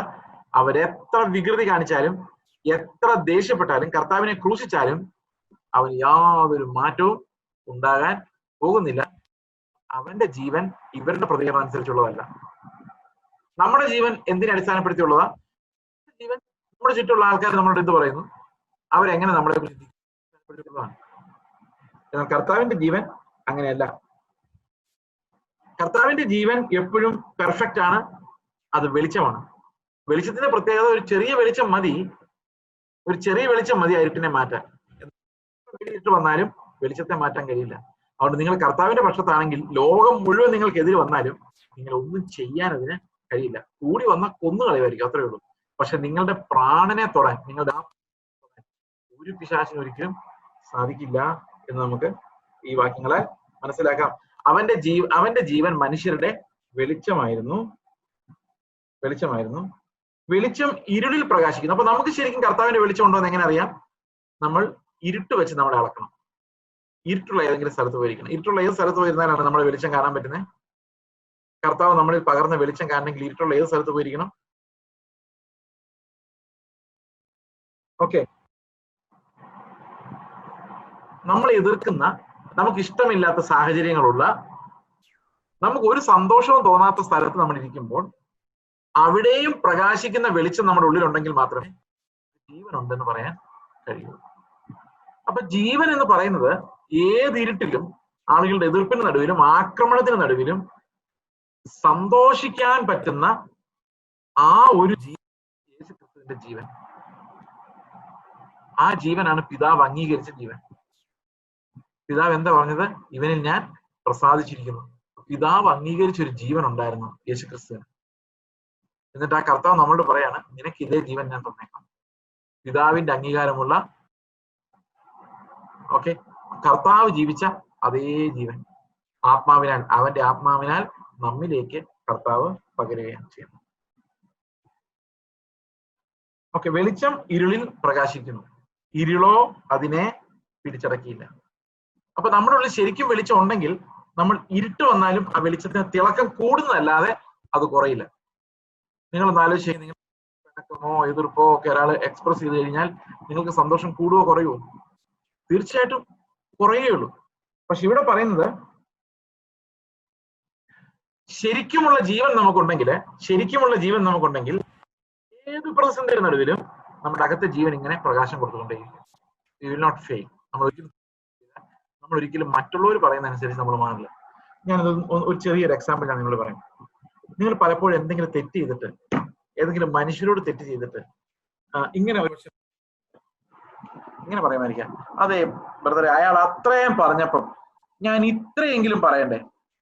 എങ്ങനെയുണ്ട്? അയാൾ അത്രയും പറഞ്ഞപ്പം ഞാൻ 2 വാക്കെങ്കിലും മറുപടി പറഞ്ഞില്ലെങ്കിൽ അയാൾ എന്ത് വിചാരിക്കും? അയാൾ പറഞ്ഞ എല്ലാം സത്യമാണെന്ന് ഞാൻ വിചാരിക്കുള്ളൂ. അപ്പൊ എനിക്ക് 2 വാക്ക് മറുപടി പറയണ്ടേ? പറയാൻ തോന്നും. അങ്ങനെ അവന്റെ മുഖത്ത് ഇരുട്ട് വ്യാപിക്കുമ്പോൾ അവനോടുള്ള ദേഷ്യം എന്ന ഇരുട്ട് എന്റെ മുഖത്തും വ്യാപരിക്കും. കർത്താവിന്റെ ജീവന് വ്യാപരിക്കാൻ കഴിയത്തില്ല. ഓക്കെ, അതുകൊണ്ട് നമ്മൾ എപ്പോഴും പരീക്ഷിക്കപ്പെടുന്നത്, നമ്മളിൽ ജീവൻ ഉണ്ടോ എന്ന് പരീക്ഷിക്കപ്പെടുന്നത് ഇരുട്ടിൽ നമ്മൾ അകപ്പെടുമ്പോഴാണ്, ആരും കൂടാതെ ഇല്ലാതെ വരുമ്പോഴാണ്, എല്ലാവരും നമ്മളെ എതിർക്കുമ്പോഴാണ്, ആരും നമ്മളെ മനസ്സിലാക്കാത്ത അവസ്ഥ ഉണ്ടാകുമ്പോഴാണ് നമുക്ക് ശരിക്കും ഈ അനുഭവം ഉണ്ടാകുന്നത്. ഓക്കെ, അപ്പോൾ നമ്മൾ പ്രകാശിക്കുന്നുണ്ട്, അപ്പോൾ നമ്മൾ സൗമ്യരാണെങ്കിൽ, അപ്പോൾ നമ്മൾ സന്തോഷിക്കുന്നുണ്ടെങ്കിൽ, അപ്പോൾ നമുക്ക് നമ്മുടെ ഉള്ളിൽ അവരോട് സ്നേഹം ഉണ്ടാകുന്നുണ്ടെങ്കിൽ തീർച്ചയായിട്ടും നിങ്ങൾ വിശുദ്ധീകരണത്തിന്റെ പാതയിലാണ്. അത് ആത്മാവ് നമുക്ക് ഒരുക്കി തരുന്നത്. ഈ വാക്യങ്ങൾ പലപ്പോഴും ഞാൻ എക്സ്പ്ലെയിൻ ചെയ്തിട്ടുണ്ട് പല പ്രസംഗങ്ങളും. ഞാൻ ഇത്തിരി സ്പീഡിൽ അതിലെ കടന്നു പോകാൻ ആഗ്രഹിക്കുന്നത്. ഓക്കെ, ജീവൻ എന്ന വിഷയം നമ്മൾ പല പ്രാവശ്യമായിട്ട് അത് കൈകാര്യം ചെയ്തിട്ടുണ്ട്. എന്താണ് ജീവൻ എന്ന് പറഞ്ഞാൽ? ഏകസത്യമായ നിന്നെയും വിശ്വസിക്കുന്നതാണ് ജീവൻ. ജീവന് വേറെ അറിയുന്നതാണ് ജീവൻ. ഇപ്പൊ ജീവൻ എന്ന് പറഞ്ഞാല് ഡിവൈൻ ലൈഫും നമ്മുടെ ലൈഫും തമ്മിലുള്ള വ്യത്യാസം. നമ്മുടെ ലൈഫിന് ലിമിറ്റ്. ഇപ്പൊ സ്നേഹം എന്ന് പറഞ്ഞ ഒരു ചെറിയ ലിമിറ്റ് വരെ ഉള്ളൂ നമുക്ക്. കർത്താവിന്റെ സ്നേഹം അങ്ങനല്ല, അത് ഇറ്റേണൽ ലിമിറ്റ്സ് ആണ്. അതിന് ലിമിറ്റ് ഇല്ല, ലിമിറ്റ്ലെസ് ആണ്. ആ ലിമിറ്റ്ലെസ് ആയിട്ടുള്ള ലവ് ആണ് ഏറ്റവും ആധികാരികമായ, ഈ വാക്യം ഏറ്റവും ആധികാരികമായ വിഷയം. ഇരുളോ അതിനെ പിടിച്ചടക്കി. നിങ്ങളുടെ ജീവിതത്തെ ശ്രദ്ധിച്ചു നോക്കി, എപ്പോഴെങ്കിലും ഇരുള് നിങ്ങളുടെ വെളിച്ചത്തെ പിടിച്ചടക്കിയിട്ടുണ്ടോ? ഒത്തിരി പ്രാവശ്യം അല്ലെ? പ്രകോപിതരായിട്ടില്ലേ? ഒത്തിരി പ്രാവശ്യം പ്രകോപിതരായിട്ടില്ലേ? ഒത്തിരി പ്രാവശ്യം നമുക്ക് ഇരുട്ടാണ് വലുതെന്ന് തോന്നിയിട്ടില്ലേ? ഇനി നിങ്ങൾ അങ്ങനെ ആലോചിച്ച് നോക്കിയേ, നിങ്ങൾ തിരിച്ച് അയാളോട് ചൂടായി നിങ്ങളുടെ ഇരുട്ടും കൂടെ കാണിക്കുമ്പോൾ അയാൾ എന്താ ചിന്തിക്കുന്നറിയോ? ഞാൻ വിശ്വാസിയൊന്നുമല്ല, എനിക്ക് ദേഷ്യം വന്നപ്പോൾ ഞാൻ ഇത്രയും പറഞ്ഞു. ആ വിശ്വാസി അമ്മച്ചി പറയുന്ന കേട്ടു നോക്കി, അപ്പൊ പിന്നെ ഞാൻ എന്തിനാ നന്നാകുന്നേ എന്നാ. അങ്ങനെ എത്ര പേര് ചിന്തിക്കുന്നുണ്ടെന്നറിയോ നമ്മുടെ ചുറ്റും? ഒത്തിരി പേരെങ്ങനെ ചിന്തിക്കുന്നുണ്ട്. എനിക്ക് പറഞ്ഞാലും കുഴപ്പമില്ല, എന്നാൽ അവർ ഈ ബൈബിൾ എഴുത്തുകൊണ്ട് നടന്നിട്ട് ഇത് പറയുവാണല്ലോ എന്നൊരുത്തന്റെ ഹൃദയത്തിൽ വന്നു പോയാൽ പിന്നെ ആര് സുവിശേഷം പറഞ്ഞാൽ അയാൾ കേൾക്കുക. അല്ലേ പിന്നെ പുള്ളിക്ക് എന്തെങ്കിലും ഒരു അടി കിട്ടണം. അടി കിട്ടിയാ വരും. അപ്പൊ നമ്മൾ പലപ്പോഴും ഇരുട്ട് പ്രദർശിപ്പിക്കുമ്പോൾ എന്താ സംഭവിക്കുന്നറിയോ? ഇരുട്ട് പ്രദർശിപ്പിക്കുമ്പോൾ നമ്മൾ ആളുകളെ എന്നേക്കുമായിട്ട് കർത്താവിൽ അകറ്റി കളയാണ്. നമ്മൾ അറിയുന്ന പണിയാണ് ചെയ്യുന്നതെന്നുള്ള കാര്യം. പക്ഷെ ദൈവത്തിന്റെ അടുത്തേക്ക് ചെല്ലാൻ പറ്റാതെ ആളുകളെ തകർത്ത് കളയുന്നത് നമ്മുടെ ദുസാക്ഷ്യമാണ്. നമ്മൾ ലോകക്കാരെ പോലായി കഴിഞ്ഞാൽ അവര് പറയും ഞങ്ങൾക്ക് ഇതൊക്കെ ചെയ്യാം, പക്ഷെ നിങ്ങൾ ഇത് ചെയ്തിട്ട് ബൈബിളായിട്ട് നടക്കുന്നില്ലേ ചോദിക്കും. അവിടെയാണ് നമ്മുടെ പ്രശ്നം. ഓക്കെ, അപ്പൊ ഇരുളിന് ഒരിക്കലും ഇതിനെ പിടിച്ചടക്കാൻ പാടില്ല. ഞാൻ എക്സ്ക്യൂസ് പറയാൻ പാടില്ല. അവൻ എന്നോട് അത്രയും കർത്താവ് ഞാൻ തിരിച്ചിട്ടുണ്ട് വർത്താനം പറയാം. അപ്പൊ കർത്താവ് പറയും നോ, അവൻ എങ്ങനെ പെരുമാറി എന്നുള്ളത് ഞാൻ അവനോട് ചോദിച്ചോളാം. ഓ, എന്റെ ഭർത്താവ് ഭയങ്കര ഉപദ്രവമാണ്, എന്റെ ഭർത്താവ് എന്നെ എന്താ പറയുന്നത്, എന്നെ സ്നേഹിക്കുന്നില്ല, എന്നെ നിന്ദിക്കുന്നു. ഓക്കെ, അത് ഭർത്താവിന്റെ കർത്താവ് ചോദിച്ചു. Do you love him? അതാ എന്നോട് ചോദിക്കുന്നുള്ളൂ. എന്നോട് ആകെ അത് മാത്രമേ ചോദിക്കുന്നുള്ളൂ. ആ ഇരുട്ടിൽ നിന്റെ വെളിച്ചം കത്തിയോ അണഞ്ഞോ? ആ ഇരുട്ടിൽ നിന്റെ വെളിച്ചം അണഞ്ഞോ? കത്തിയില്ലെങ്കിൽ നിങ്ങൾ ജീവനിലല്ലായിരുന്നു. കാരണം യേശുവിന്റെ ജീവൻ അങ്ങനെയുള്ള ജീവനാണ്. അത് എപ്പോഴും കത്തിക്കൊണ്ടേയിരിക്കും. എപ്പോഴും അതിന്റെ വെളിച്ചം ഏത് കൂരിരുട്ടിലും അത് വ്യാപരിച്ചുകൊണ്ടേയിരിക്കും. അതാണ് നമ്മൾ പഠിക്കേണ്ട ഒരു പ്രധാനപ്പെട്ട പാഠം. ഒരിക്കലും ഇരുളിന് കീഴടക്കാൻ പറ്റാത്ത ഒരു വെളിച്ചമായിരുന്നു കർത്താവ്. ആ വെളിച്ചമായിരുന്നു അവന്റെ ജീവൻ. ഇനി നമ്മളൊന്ന് റിഫ്രഷ് ചെയ്ത് നോക്കി. നമ്മൾ എന്തൊക്കെയാണ് കണ്ടത്? യേശുക്രിസ്തു ആരാണ്? ദൈവമാണെന്ന് കണ്ടു, അല്ലെ? വചനമാണെന്ന് കണ്ടു, ദൈവമാണെന്ന് കണ്ടു. പിന്നെ എന്താ കണ്ടത്? സൃഷ്ടിതാവാണെന്ന് കണ്ടു. അവൻ മുഖാന്തരമാണ് ഇതെല്ലാം. ലേഖനത്തിൽ അത് വിശദീകരിക്കുമ്പോൾ അവിടെ പറയുന്നത് അവന്റെ കൈകളാണ് ഈ ആകാശത്തെ മെനഞ്ഞതെന്ന് പറയുന്നത്.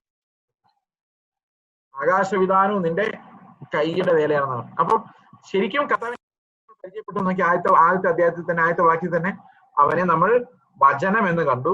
അതുപോലെ തന്നെ സൃഷ്ടിതാവ് എന്ന രീതിയിൽ കണ്ടു. ദൈവം നമ്മൾ കണ്ടു. ഇത്തരം കാര്യങ്ങൾ ഓൾറെഡി കണ്ടു കഴിഞ്ഞു. തിയോളജിയാണ്, വേദശാസ്ത്രമാണത്. എന്നിട്ട് പറയാണ് അവനിൽ ജീവൻ ഉണ്ടായിരുന്നു. അപ്പൊ ജീവൻ എന്താണെന്ന് കണ്ടു. ക്രിസ്തുവിലാണ് കണ്ടത്. വെളിയിൽ കണ്ടതൊന്നും ജീവനായിരുന്നില്ല. അതെല്ലാം ഇമിറ്റേഷൻസ് ആയിരുന്നു, നമ്മുടെ അനുകരണങ്ങളായിരുന്നു. ഇപ്പൊ എന്താ സംഭവിച്ചു? ജീവനും കണ്ടു. അപ്പൊ യേശുവിനെ എങ്ങനെ യോഹന്നാൻ അനുഭവിച്ചത്? യേശുവിനെ ദൈവമെന്നവൻ അറിഞ്ഞു, യേശുവിനെ വചനം, യേശുവിനെ സൃഷ്ടിതാവായിട്ട് കണ്ടു, യേശുവിനെ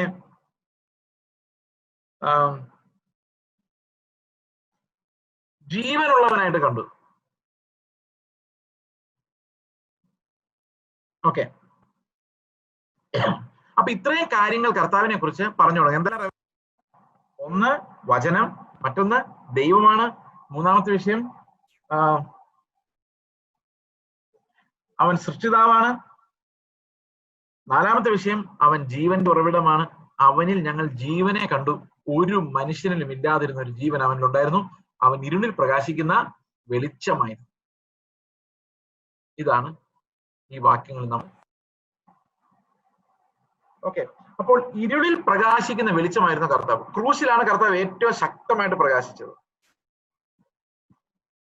ഓക്കെ, അപ്പൊ ഇത്രയും പറഞ്ഞിട്ട് പറയാം, ജനറലി യേശുക്രിസ്തു ആരാണെന്ന് ചോദിച്ചാൽ ഉത്തരം പറയാൻ പറ്റും. അവൻ ദൈവമാണ്, സൃഷ്ടിതാവാണ്, ദൈവത്തിന്റെ വചനമാണ്, നമ്മളെ രക്ഷിക്കാൻ വേണ്ടി ലോകത്തിലേക്ക് ഇറങ്ങി വന്നയാളാണ്.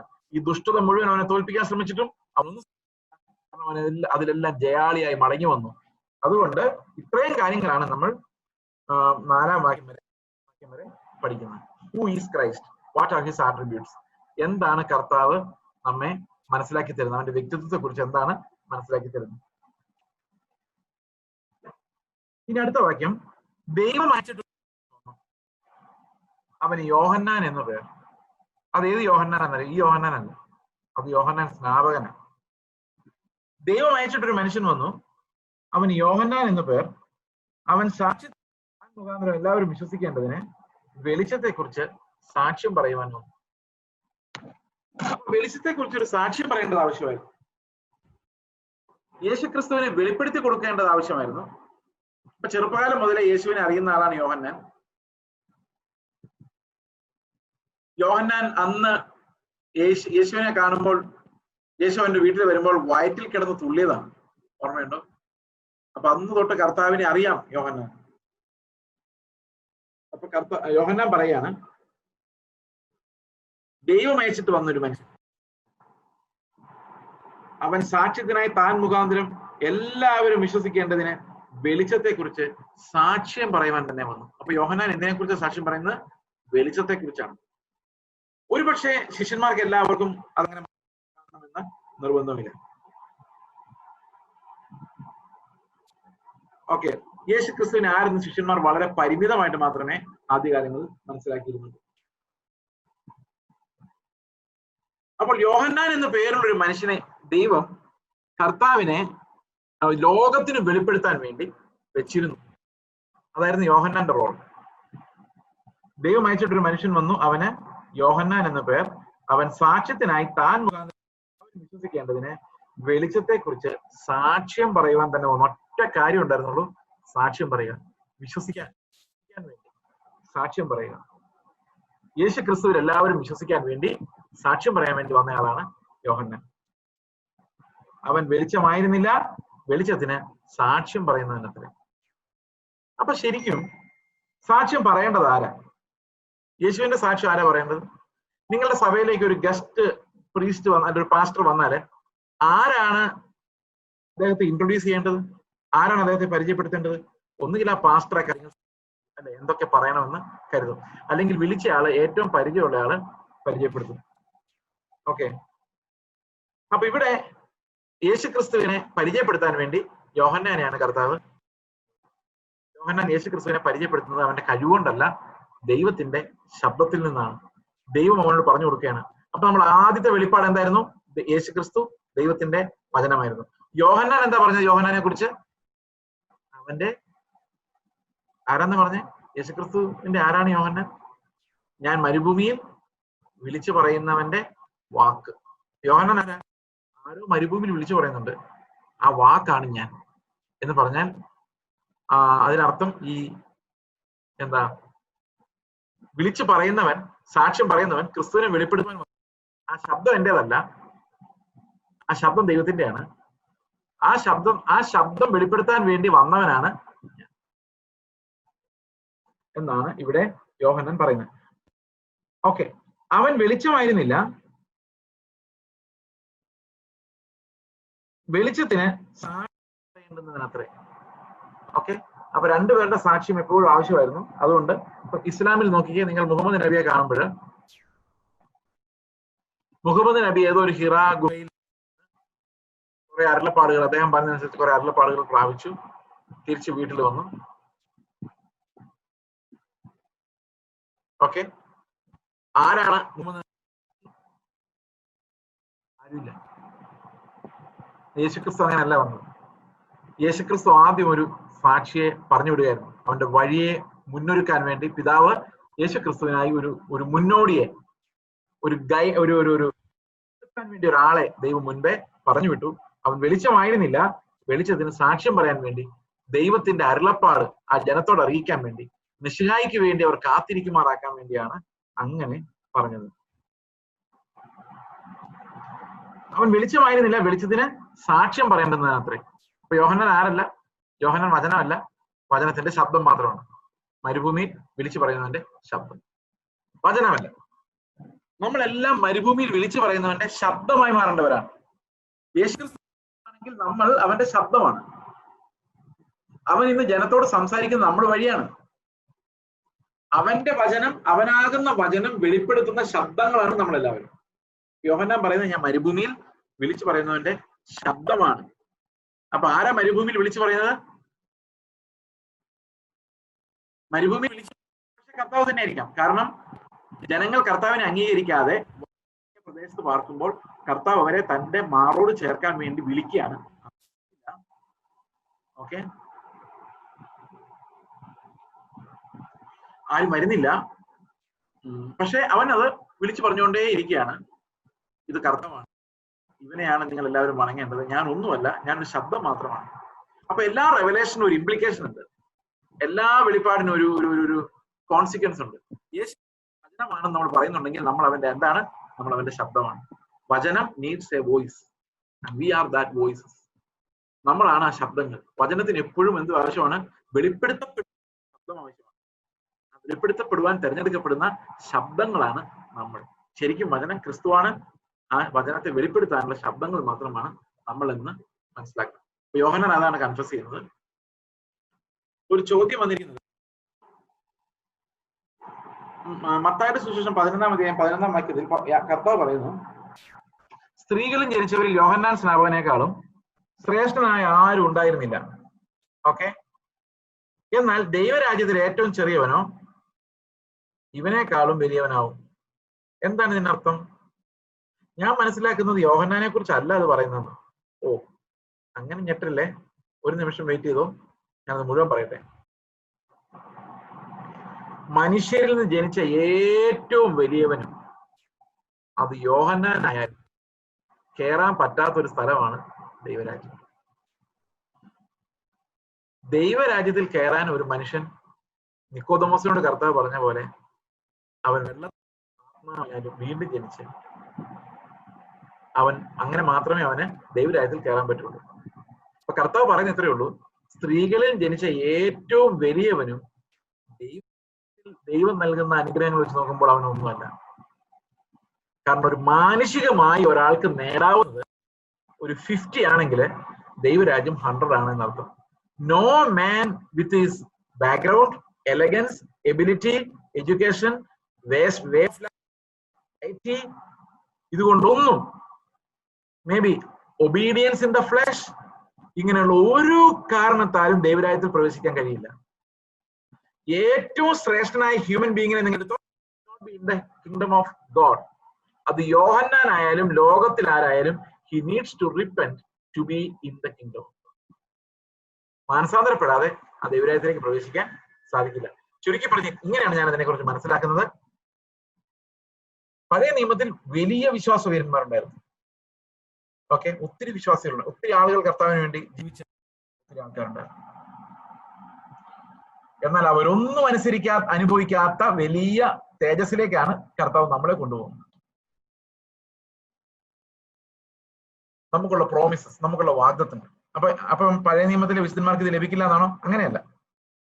നമ്മൾ ശ്രേഷ്ഠമായതൊന്നാണ് പ്രാപിച്ചിരിക്കുന്നത്. അങ്ങനെയാണ് കർത്താവ് പറയുന്നത്. എബ്രായ ലേഖനത്തിലും പൗലോസ് അത് പറയുന്നുണ്ട്.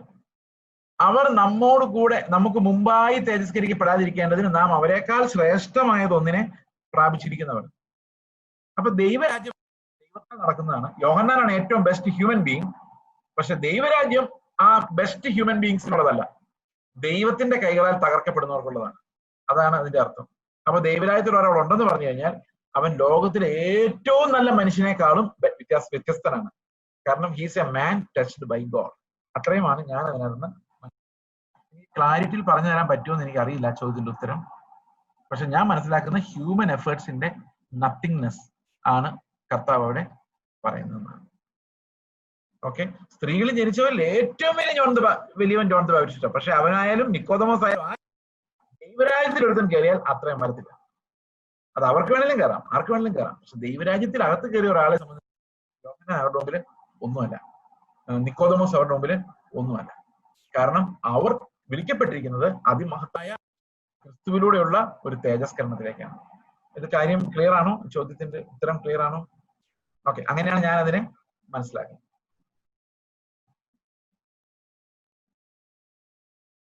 അവൻ വെളിച്ചമായിരുന്നില്ല, വെളിച്ചത്തിന് സാക്ഷ്യം പറയുന്നവൻ അത്ര. അപ്പൊ ഇന്നത്തെ കാലഘട്ടത്തിൽ ഈ ചോദ്യം can you explain the below verse Matthew 11:11 എന്നോട് ചോദിച്ച ചോദ്യം ഇന്നും വളരെ റെലവന്റ് ആണ്.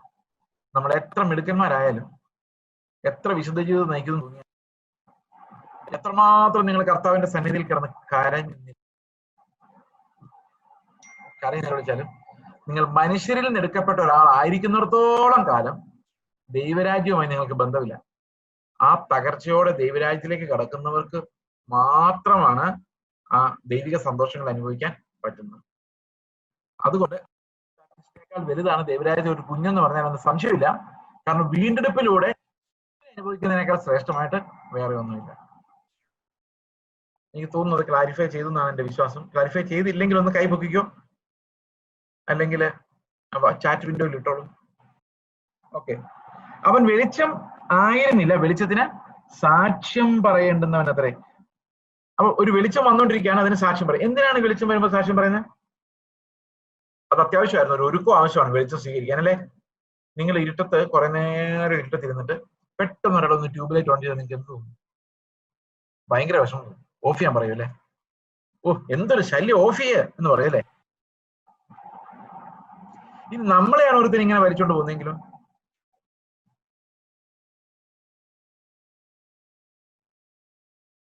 ഓക്കെ,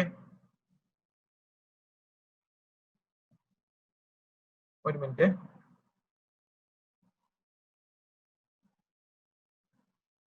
അപ്പോൾ ഏതു മനുഷ്യനെയും പ്രകാശിപ്പിക്കുന്ന സത്യ വെളിച്ചം, ഒരു വെളിച്ചം വന്ന് എല്ലാവരെയും പ്രകാശിപ്പിക്കേണ്ടതായിരുന്നു. പ്രകാശിപ്പിക്കാൻ വേണ്ടിയാണ് വന്നത്. പക്ഷെ അതിൻ്റെ ഒരു മുന്നൊരുക്കം ആവശ്യമായിരുന്നു. പെട്ടെന്ന് ലൈറ്റ് അടിച്ച് സംഭവിക്കും, നമ്മൾ ഞെട്ടിപ്പോകും, നമ്മൾക്ക് താങ്ങാൻ പറ്റില്ല. അപ്പൊ ഒരാൾ വന്ന് പറയാണ് ഒരു വെളിച്ചം, എല്ലാവരും ഒരുങ്ങിക്കണം. അതാരാ പറഞ്ഞത്? അത് യോഹന്നാൻ സ്നാപകനാണ്, സാക്ഷ്യം പറയാൻ വേണ്ടി വന്നത്. എല്ലാവരെയും പ്രകാശിപ്പിക്കുന്ന സത്യ വെളിച്ചം ഈ ലോകത്തിലേക്ക് വന്നുകൊണ്ടിരുന്നു. ലൈറ്റ് വാസ് കമ്മിങ്, അല്ലെ? ലൈറ്റ് എന്തിനു വേണ്ടിയാ? എല്ലാവരെയും തെളിയിക്കാൻ വേണ്ടി, എല്ലാവരെയും എക്സ്പോസ് ചെയ്യാൻ വേണ്ടി, എല്ലാവരുടെ അകം കാണിച്ചു കൊടുക്കാൻ വേണ്ടി. ഓക്കെ, ഏത് മനുഷ്യനെയും പ്രകാശിപ്പിക്കുന്ന സത്യ വെളിച്ചം. അപ്പൊ സത്യ വെളിച്ചം എന്ന് പറഞ്ഞു കഴിഞ്ഞാൽ നമുക്ക് ഒരു കാര്യം കൂടെ അതിനകത്ത് മനസ്സിലാക്കാം, കള്ള വെളിച്ചങ്ങളും ഉണ്ട്. വെളിച്ചം എന്ന് പറഞ്ഞാൽ എന്ത് മനസ്സിലാക്കാം? കള്ള വെളിച്ചങ്ങളുണ്ട്. നിങ്ങൾ കള്ള വെളിച്ചം കണ്ടിട്ടുണ്ടോ? ഈ കള്ള വെളിച്ചം ഞാൻ കണ്ടിട്ടുണ്ട്, നിങ്ങൾ എല്ലാവരും കണ്ടിട്ടുണ്ടോ? സ്വയമായി പ്രകാശിക്കാൻ പറ്റുന്നില്ലാഞ്ഞിട്ടും പ്രകാശമുണ്ടെന്ന് അഭിനയിക്കുന്ന ലൈറ്റ് സോഴ്സസിനെ വേണേ നമുക്ക് കള്ള വെളിച്ചം എന്ന് പറയാം.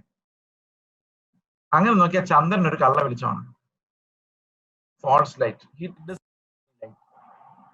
നമ്മൾ റോഡുകളിൽ കാണുന്ന റിഫ്ലക്ടർ ലൈറ്റ്സ് അതൊരു കള്ള വെളിച്ചമാണ്, അവിടെ യഥാർത്ഥത്തിൽ വെളിച്ചമില്ല. അതിനാരെയും പ്രകാശിപ്പിക്കാൻ കഴിവില്ല. ചന്ദ്രന് ആരെയും പ്രകാശിപ്പിക്കാൻ കഴിവില്ല. പ്രകാശം റിഫ്ലക്ട് ചെയ്യാൻ കഴിയുന്നുണ്ട്, പക്ഷെ ചന്ദ്രനെ വെച്ച് നോക്കിയാൽ അതിന് ആരെയും പ്രകാശിപ്പിക്കാനുള്ള കഴിവില്ല. സൂര്യൻ അങ്ങനെയല്ല, സൂര്യൻ എല്ലാവരെയും പ്രകാശിപ്പിക്കാനുള്ള കഴിവുണ്ട്. കാരണം സൂര്യന് ലൈറ്റ് ഉണ്ട്, അതൊരു റിയൽ ലൈറ്റ് ആണ്. ഓക്കെ, നമ്മുടെ കയ്യിലിരിക്കുന്ന ടോർച്ചിന് റിയൽ ലൈറ്റ് ഉണ്ട്. ഓക്കെ, പക്ഷെ കണ്ണാടിയിൽ അത് പ്രതിഫലിച്ച് വരുമ്പോ കണ്ണാടിക്ക് എന്തില്ല? റിയൽ ലൈറ്റ് ഇല്ല. അപ്പൊ സത്യം പ്രകാശിപ്പിക്കാനുള്ള കഴിവുണ്ട്. സകല മനുഷ്യരെയും പ്രകാശിപ്പിക്കാനുള്ള കഴിവ് സത്യ വെളിച്ചത്തിനുണ്ട്. കള്ള വെളിച്ചങ്ങൾ, ഫോൾസ് ലൈറ്റ്സിന് അങ്ങനെയുള്ള ഒരു കഴിവില്ല, പ്രകാശിപ്പിക്കാനുള്ള കഴിവില്ലെന്ന് മാത്രമല്ല അത് ഇരുളിൽ അണഞ്ഞു പോവുകയും ചെയ്യും. ഇപ്പൊ സൂര്യൻ ഇല്ലെങ്കിൽ ചന്ദ്രന് ഒരു വെളിച്ചമില്ല. നിങ്ങൾ നിലാവ് ഉണ്ടല്ലോ, അത് ചന്ദ്രന്റെ വെളിച്ചമല്ല, സൂര്യന്റെ വെളിച്ചമാണ്. പാവം കഷ്ടപ്പെട്ട് സൂര്യൻ എത്രയോ ടെമ്പറേച്ചറിൽ ന്യൂക്ലിയർ ഫ്യൂഷൻ റിയാക്ഷൻ നടത്തി 2 ഹൈഡ്രജൻ ന്യൂക്ലിയസുകൾ കൂടി ചേർന്ന് ഒരു ഹീലിയം ന്യൂക്ലിയസ് ഉണ്ടായി. അവിടെ നിന്നുള്ള എനർജി വെളിച്ചമായിട്ട് ഇങ്ങനെ വെളിലോട്ട് വന്നോണ്ടിരിക്കും. എന്ത് ചുട്ടു പഴുത്ത് അധ്വാനിച്ചിട്ടാണ് സൂര്യൻ അത് ചെയ്യുന്നത്. ചുമ്മാ ഇരിക്കുന്ന ചന്ദ്രൻ അത് വളരെ വെളിച്ചമായിട്ട്. നമുക്ക് നിലാവ ഇഷ്ടം, ഭയങ്കര ഇഷ്ടമാണ്. പക്ഷെ ശരിക്കും ശരിയായ വെളിച്ചം ആരുടെ വെളിച്ചമാണ്? ക്രിസ്തുവിന്റെ വെളിച്ചം, സൂര്യന്റെ വെളിച്ചമാണ്. അതുപോലെ തന്നെ യേശു ക്രിസ്തു ലോകത്തിനെ മുഴുവൻ പ്രകാശിപ്പിക്കുന്ന വെളിച്ചമായിരുന്നു. ആ വെളിച്ചമാണ് ലോകത്തിലേക്ക്. അപ്പൊ വരുന്നതിനൊരു മുന്നറിയിപ്പ് ആവശ്യമായിരുന്നു, ഒരു മുന്നറിയിപ്പ് ആവശ്യമായിരുന്നു. ഈ മുന്നറിയിപ്പായിട്ടാണ് യോഹന്നാൻ വരുന്നത്. നിങ്ങൾ മാനസാന്തരപ്പെട്ടോ എന്നാ പറയുന്നത്. എന്തിനാ മാനസാന്തരപ്പെടുന്നത്? സത്യ വെളിച്ചം വരുമ്പോൾ നിങ്ങളെല്ലാം പൊളിയും. നിങ്ങളുടെ ഹൃദയത്തിൽ എന്തെല്ലാം കരുതി വെച്ചിട്ടുണ്ടോ അതെല്ലാം പൊളിഞ്ഞു പോകും. എന്തെല്ലാം മറച്ചു വെച്ചിട്ടുണ്ടോ അതെല്ലാം വെളിവരും. അകപ്പെട്ടിട്ടുണ്ടോ തീർച്ചയായിട്ടും നിങ്ങളുടെ അകത്ത് ഒതുങ്ങി വെച്ചിരുന്ന രഹസ്യങ്ങളെല്ലാം വെളിച്ചാടും, അല്ലെ? അപ്പൊ സത്യമായിട്ടൊരു വെളിച്ചം അടിച്ചാൽ എന്ത് സംഭവിക്കും? നമ്മുടെ രഹസ്യങ്ങളെല്ലാം വെളിയിൽ വരും. അപ്പം പെട്ടെന്ന് മനസ്സിലാക്കേണ്ട കാര്യം, സത്യ വെളിച്ചം വന്നുകൊണ്ടിരിക്കുകയാണ്, അത് നമ്മൾ എക്സ്പോസ് ചെയ്യും. പെട്ടെന്നായിരിക്കും അത് വരുന്നത്. അവന്റെ സന്നിധിയിൽ നമ്മൾ അകപ്പെട്ടാൽ എന്ത് സംഭവിക്കും? നമ്മുടെ ഉള്ളിൽ വെച്ചിരുന്ന എല്ലാം പൊളിഞ്ഞു പോകും. അതുകൊണ്ട് യോഹന്നാൻ പറയുകയാണ്, പ്രസംഗിക്കുകയാണ്, മാനസാന്തരപ്പെടുകയും ദൈവരാജ്യം വരാൻ പോവുകയാണ്. അവൻ മുന്നറിയിപ്പ് തരികയാണ്. He came to testify the real light that was about to come. അവൻ വെളിച്ചമായിരുന്നില്ല, എന്നാൽ വെളിച്ചത്തിന് സാക്ഷ്യം പറയുന്നവൻ ആയിരുന്നു. ഓക്കെ, അപ്പോൾ ഈ 10ാമത്തെ വാക്യത്തിനകത്ത് നമുക്കൊരു ചെറിയൊരു, അവൻ വെളിച്ചമായിരുന്നില്ല, വെളിച്ചത്തിന് സാക്ഷ്യം പറയേണ്ടതിന് അത്രേ. ഞാൻ ഇനി പറയാൻ പോകുന്ന കാര്യങ്ങൾ ഇത്തിരി സെൻസിറ്റീവ് ആണ്. നിങ്ങളത് നിങ്ങൾക്ക് എന്തെങ്കിലും അഭിപ്രായം ഉണ്ടെങ്കിൽ അവിടെ എഴുതാം. ഓക്കെ, 10ാം വാക്യം ഇങ്ങനെ തുടങ്ങി, ഉണ്ടായിരുന്നു. കണ്ടോ? ഉണ്ടായിരുന്നോ? അത് ഉയർത്തി നിന്ന് വന്നതാണോ? അവൻ ലോകത്തിൽ ഉണ്ടായിരുന്നു. അടുത്ത വാക്യം, ലോകം തന്നെ ഉണ്ടായത്, അവൻ ലോകത്തിൽ ഉണ്ടായിരുന്നു. ലോകം അവനെ അറിഞ്ഞില്ല. അവൻ ഉണ്ടായിരുന്നു, പക്ഷെ അറിഞ്ഞില്ല. യേശുക്രിസ്തു ബെത്ലഹേമിൽ ജനിക്കുന്നതിന് മുമ്പ് ലോകത്തിലുണ്ടായിരുന്നു.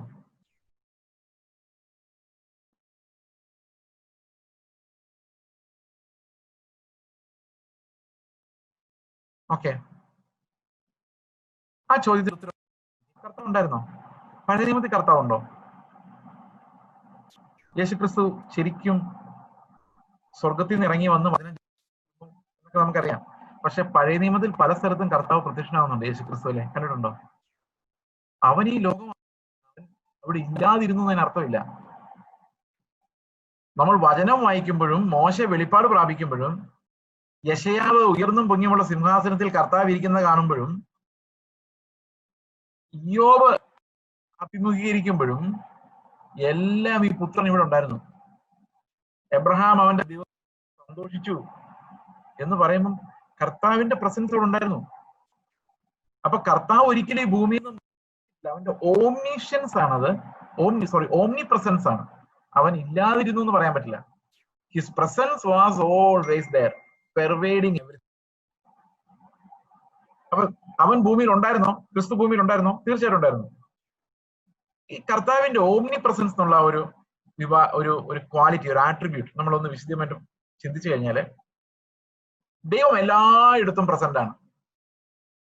ദൈവത്തിന്റെ സ്വഭാവമാണത്. He's present everywhere and Christ was here. അപ്പൊ ക്രിസ്തു ഒരാൾ തിരിച്ചറിയത്തക്ക ഭൂമിയിൽ ഉണ്ടായിരുന്നു എന്നാണ് യോഹന്നാൻ പറയുന്നത്. അതാണ് ഇവിടുത്തെ ഇത്തിരി കൺഫ്യൂഷൻ നമുക്ക് അവനെ ഉണ്ടാകാവുന്നത്. കാരണം തിരിച്ചറിയാവുന്ന രീതിയിൽ ഉണ്ടായിരുന്നു, ലോകം അവനെ അറിഞ്ഞില്ല. വേണമെങ്കിൽ അറിയാമായിരുന്നു, പക്ഷെ അറിഞ്ഞില്ല. അപ്പൊ ദൈവത്തിന്റെ ഓംനി പ്രസൻസിന്റെ അടിസ്ഥാനത്തിൽ മാത്രമല്ല കർത്താവ് ഭൂമിയിൽ ഉണ്ടായിരുന്നത്. യേശു ക്രിസ്തു ഈ ഭൂമിയിൽ അവനെ തന്നെ വെളിപ്പെടുത്തിയിട്ടുണ്ടായിരുന്നു. വചനത്തിലൂടെ, വെളിപ്പാടുകളിലൂടെ, പ്രവചനങ്ങളിലൂടെ അവനെ ഈ ഭൂമിയിൽ തന്നെ വെളിപ്പെടുത്തുന്നുണ്ടായിരുന്നു.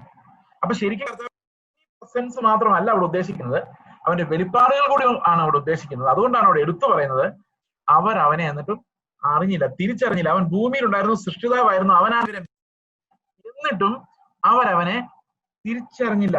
ലോകത്തിൽ അവൻ ഉണ്ടായിരുന്നു. അപ്പൊ പഴയ നിയമത്തിൽ മുഴുവൻ നമ്മൾ യേശുക്രിസ്തുവിനെ കാണാൻ പറ്റുന്നുണ്ട്. അപ്പോൾ ജഡരൂപം എടുത്തിട്ടില്ല, പക്ഷെ ക്രൈസ്റ്റ് ഈസ് ഓൾവേസ് ദെയർ. ദാനിയേൽ മനുഷ്യപുത്രന്റെ സമയം കാണുന്നുണ്ട്, എബ്രഹാം കാണുന്നുണ്ട്, യെശയ്യാവ് കണ്ടത് യേശുക്രിസ്തുവിനെ കുറിച്ച് ആണ് എന്ന് പറയുന്നുണ്ട്. ഉയർന്നും പൊങ്ങിയുള്ള സിംഹാസനത്തിൽ ഇരുന്നത് യേശുക്രിസ്തു ആയിരുന്നു എന്ന് യെശയ്യാവ് എടുത്തു പറയുന്നുണ്ട്, യോഹന്നാൻ എടുത്തു പറയുന്നുണ്ട്. അപ്പൊ പഴയ നിയമത്തിൽ കർത്താവ് ഇല്ലാതിരുന്നിട്ടില്ല. ശരിക്കും നമ്മൾ ചിന്തിച്ചു നോക്കുമ്പോഴ് മോശ നിയമം കൊടുക്കുമ്പോൾ യേശുക്രിസ്തു അവിടെ ഉണ്ട് പൊരുളായിട്ട്. മോശെ ആ കഷ്ടതയും നിന്ദയും തെരഞ്ഞെടുക്കുമ്പം ക്രിസ്തുവിന്റെ നിന്ദ അവന്റെ മുമ്പിൽ ഇരിപ്പുണ്ട്. അതിന്റെ നിഴലിലാണ് അവൻ നടക്കുന്നത്, കാരണം അവൻ അത്രയും വെളിപ്പെടാൻ പറ്റുന്നുണ്ട്. But Christ is there. അവൻ ലോകത്തിൽ ഉണ്ടായിരുന്നു എന്ന് പറഞ്ഞാൽ ഇവനെ കുറിച്ചുള്ള ആ മർമ്മം ലോകത്തിൽ ഉപദേശ രൂപത്തിൽ പഴയ നിയമങ്ങളിലെ വെളിപ്പാടുകളിലൂടെ യേശു ക്രിസ്തുവിനെ ഉണ്ടായിരുന്നു. അതുപോലെ തന്നെ ഈ കർത്താവ് നമ്മുടെ ഇടയിൽ ഉണ്ടായിരുന്നു എന്ന് പറഞ്ഞാൽ ജഡരൂപത്തിലല്ല, അവൻ പലപ്പോഴും അവന്റെ വിശുദ്ധന്മാർക്ക് പ്രത്യക്ഷപ്പെടുന്ന രീതിയിൽ, അവനോട് സംസാരിക്കുന്ന രീതിയിൽ ഈ ഭൂമിയിൽ കർത്താവിനെ പല അവസരത്തിലും നമുക്ക് പഴയ നിയമത്തിലും കാണാൻ സാധിക്കും. സോ ഉള്ളവൻ, കാലാതീതനായവൻ, ഏൻഷ്യന്റ് ഓഫ് ഡേയ്സ്, പൂർവികൻ, സകലത്തിനും പൂർവമായുള്ളവൻ ഇന്നും ഈ ഭൂമിയിൽ ഉണ്ടായിരുന്നു. He is omni present and he is present everywhere. അപ്പൊ ഞാൻ ദൈവം നിങ്ങളുടെ കൂടെ ഉണ്ടോ? ഞാൻ ചോദിച്ച ചോദ്യത്തിന്റെ ഉത്തരം മനസ്സിലായോ? ചോദ്യം മനസ്സിലായോ? ദൈവം നിങ്ങളുടെ കൂടെ ഉണ്ടോ? ചിലപ്പോ നമ്മളിങ്ങനെ ഗമയ്ക്ക് പറയലേ, ദൈവം കൂടെ ഉണ്ട് ബ്രദറെ. ദൈവം എല്ലാവരുടെയും കൂടെ ഇല്ലേ?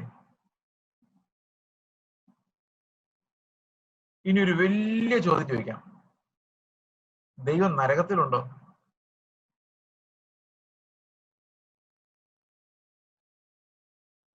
ദൈവം ഓംനി പ്രസന്റ് ആണെങ്കിൽ നരകത്തിലും വേണ്ടതല്ലേ? അല്ലെ?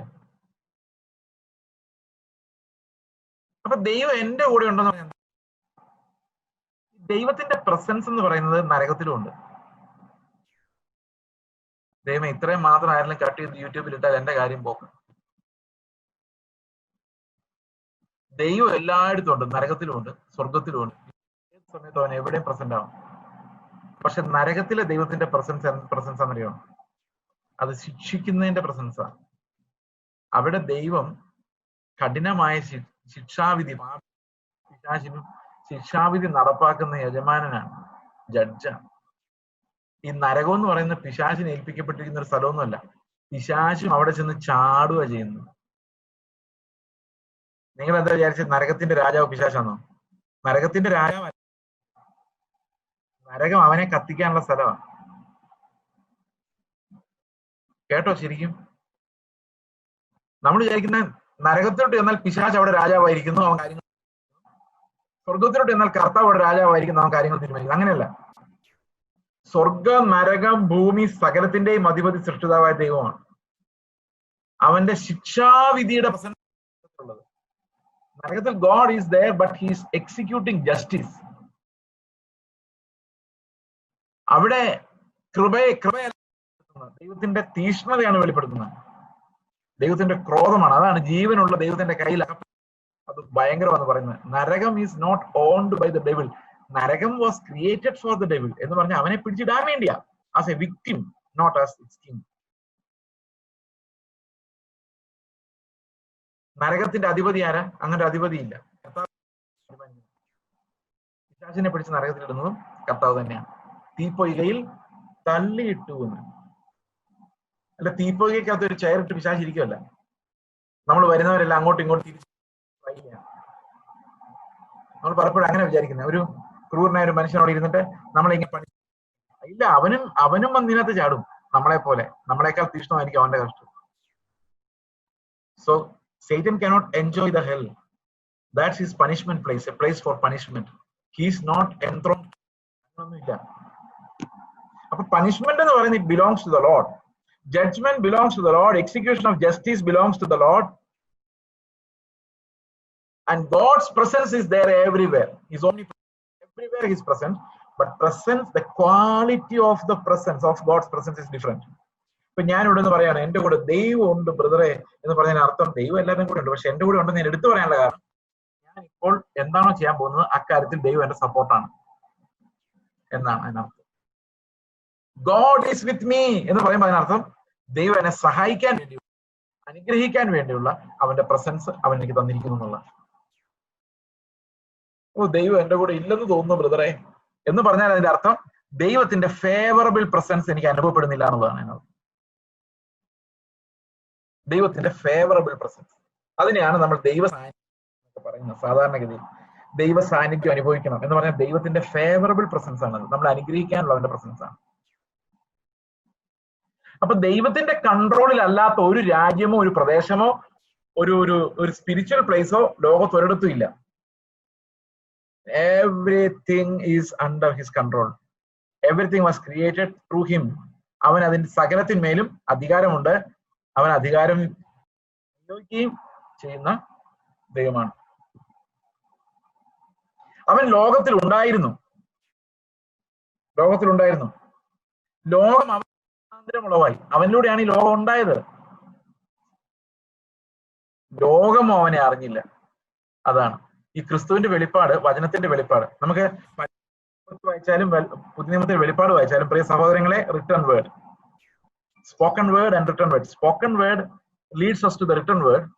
നമ്മളെ എപ്പോഴും എഴുതപ്പെട്ട വചനത്തിലോട്ട് നയിക്കണം. അത് മാത്രമല്ല, എഴുതപ്പെട്ട വചനം എപ്പോഴും ദ റിയൽ വേർഡിലോട്ട് നമ്മളെ കൊണ്ടെത്തിക്കണം. ക്രിസ്തുവിന്റെ വെളിപ്പാട് 1-ാം അധ്യായം 1-ാം വാക്യം മുതൽ ബൈബിളിന്റെ അവസാനത്തെ വാക്യം വരെയുണ്ട്. അപ്പൊ വചനത്തിന്റെ ലക്ഷ്യം തന്നെ യേശു ക്രിസ്തു എന്ന റിയൽ വചനത്തെ വെളിപ്പെടുത്തുക എന്നുള്ളതാണ്. അത് യെശയ്യാവിന്റെ പ്രവചനമായാലും യോഹന്നാന്റെ സുവിശേഷമായാലും, the whole Bible, every word that was given oracle and written down as written scripture, എല്ലാ വചനവും എന്തിനു വേണ്ടിയുള്ളതാണ്? യേശു ക്രിസ്തുവിനെ വെളിപ്പെടുത്താൻ വേണ്ടിയുള്ളതാണ്. ദ റിയൽ വേർഡ്, യഥാർത്ഥ വചനം, യേശു ക്രിസ്തു ജഡമായി തീർന്ന വചനത്തെ എക്സ്പ്ലെയിൻ ചെയ്യാനുള്ള വാക്യങ്ങളാണ് പഴയ നിയമത്തിലെയും പുതിയ നിയമത്തിലെയും മറ്റെല്ലാ വാക്യങ്ങളും. അതുകൊണ്ടാണ് യോഹന്നാന്റെ സുവിശേഷം വളരെ പ്രധാനമായിട്ടിരിക്കുന്നത്. To understand who Christ, what really the word is. അതാണ് ഈ വചനത്തിലൂടെ നമ്മൾ പഠിക്കുന്നത്. ലോകം അവൻ മുഖാന്തരമുള്ളതായിട്ടും അവന്റെ പ്രസൻസ് അവൻ പലപ്പോഴും അറിയിച്ചിട്ടും ിലൂടെ ക്രിസ്തുവിന്റെ വെളിപ്പെടുത്തലുകൾ ഇതൊക്കെ മോശ ഉൾപ്പെടെയുള്ളവർ കണ്ടിട്ടും സാക്ഷിച്ചിട്ടും ലോകമോ അവനെ അറിഞ്ഞില്ല. ലോകം had an enmity to Christ. ഈ അറിഞ്ഞില്ല എന്നുള്ള വാക്കിന്റെ അത് നമ്മൾ വിചാരിക്കുന്ന പോലെ എപ്പോഴും ഒരു വിവരവും അവനെ കുറിച്ച് ഇല്ലായിരുന്നു എന്നുള്ള അർത്ഥത്തിലല്ല. നമ്മള് ചിലപ്പോൾ പറയലേ, ഓ എന്റെ നല്ലവനായിരുന്നു എന്ന് ഞാൻ അറിഞ്ഞില്ല. സഹോദരനെ കുറിച്ചുള്ള എല്ലാ വിവരവും അറിഞ്ഞില്ലെന്നാണ്. ആ ഡീപ്പ് ഇന്റിമസി എനിക്ക് അനുഭവപ്പെട്ടില്ല. ആ ഇന്റിമസിയിലൂടെയുള്ള ഒരു അറിവുണ്ട്. അതിനെയാണ് നമ്മൾ ഈ വാക്ക് ഉപയോഗിക്കുന്നത്. അവർ ദൈവത്തെ അറിഞ്ഞില്ല. ദൈവം ഉണ്ടെന്ന് അവർക്ക് അറിയാമായിരുന്നു. ഉദാഹരണത്തിന് നമ്മുടെ നാട്ടിലുള്ള എല്ലാവർക്കും അറിയാം ദൈവം ഉണ്ട്, ദൈവം ഉണ്ടെന്ന് എല്ലാവർക്കും അറിയാം. ഓക്കെ, പക്ഷേ ദൈവം ഉണ്ടെന്ന് അവർക്കറിയാമെങ്കിലും ദൈവത്തിന്റെ നേച്ചർ, പ്രകൃതം, അവന്റെ വെളിപ്പെടുത്തലുകൾ അത് അവർക്ക് ഇഷ്ടമില്ല. അങ്ങനെ ഒരു ദൈവത്തെ ഒരു ഇന്റിമസിയിലൂടെ ലോകം അറിഞ്ഞില്ല. അവൻ എതിരാണെന്ന്, അതായത് ദൈവം അയക്കുന്ന പ്രവാചകന്മാർക്കും അവസാനം ദൈവത്തിന്റെ പുത്രൻ ഈ ലോകം മുഴുവൻ എതിരാണ് നിന്നത്. ലോകം അവനെ അറിഞ്ഞില്ല. അവൻ ലോകത്തിൽ തന്നെ വന്ന് ജീവിച്ചു, പക്ഷെ ലോകം അവനെ അറിഞ്ഞില്ല. അവൻ ലോകത്തിൽ ഉണ്ടായിരുന്നു, ലോകം അവൻ മൂലമാണ് ഉണ്ടായത്. അവന്റെ സ്റ്റാമ്പ് എപ്പോഴും ഈ ലോകത്തിലുണ്ട്. എന്നിട്ടും ജനം അവനെ അറിഞ്ഞില്ല. നമ്മൾ തുടർന്നുള്ള ഭാഗങ്ങൾ അടുത്ത ദിവസം ചിന്തിക്കാം. ഒരാൾ മത്തായിയുടെ സുവിശേഷം 11-ാം വാക്യം എക്സ്പ്ലെയിൻ ചെയ്യാൻ പറഞ്ഞിട്ടുണ്ട്. അത് നമ്മൾ ഓൾറെഡി എക്സ്പ്ലെയിൻ ചെയ്തിരുന്നു. അതൊന്നുകൂടെ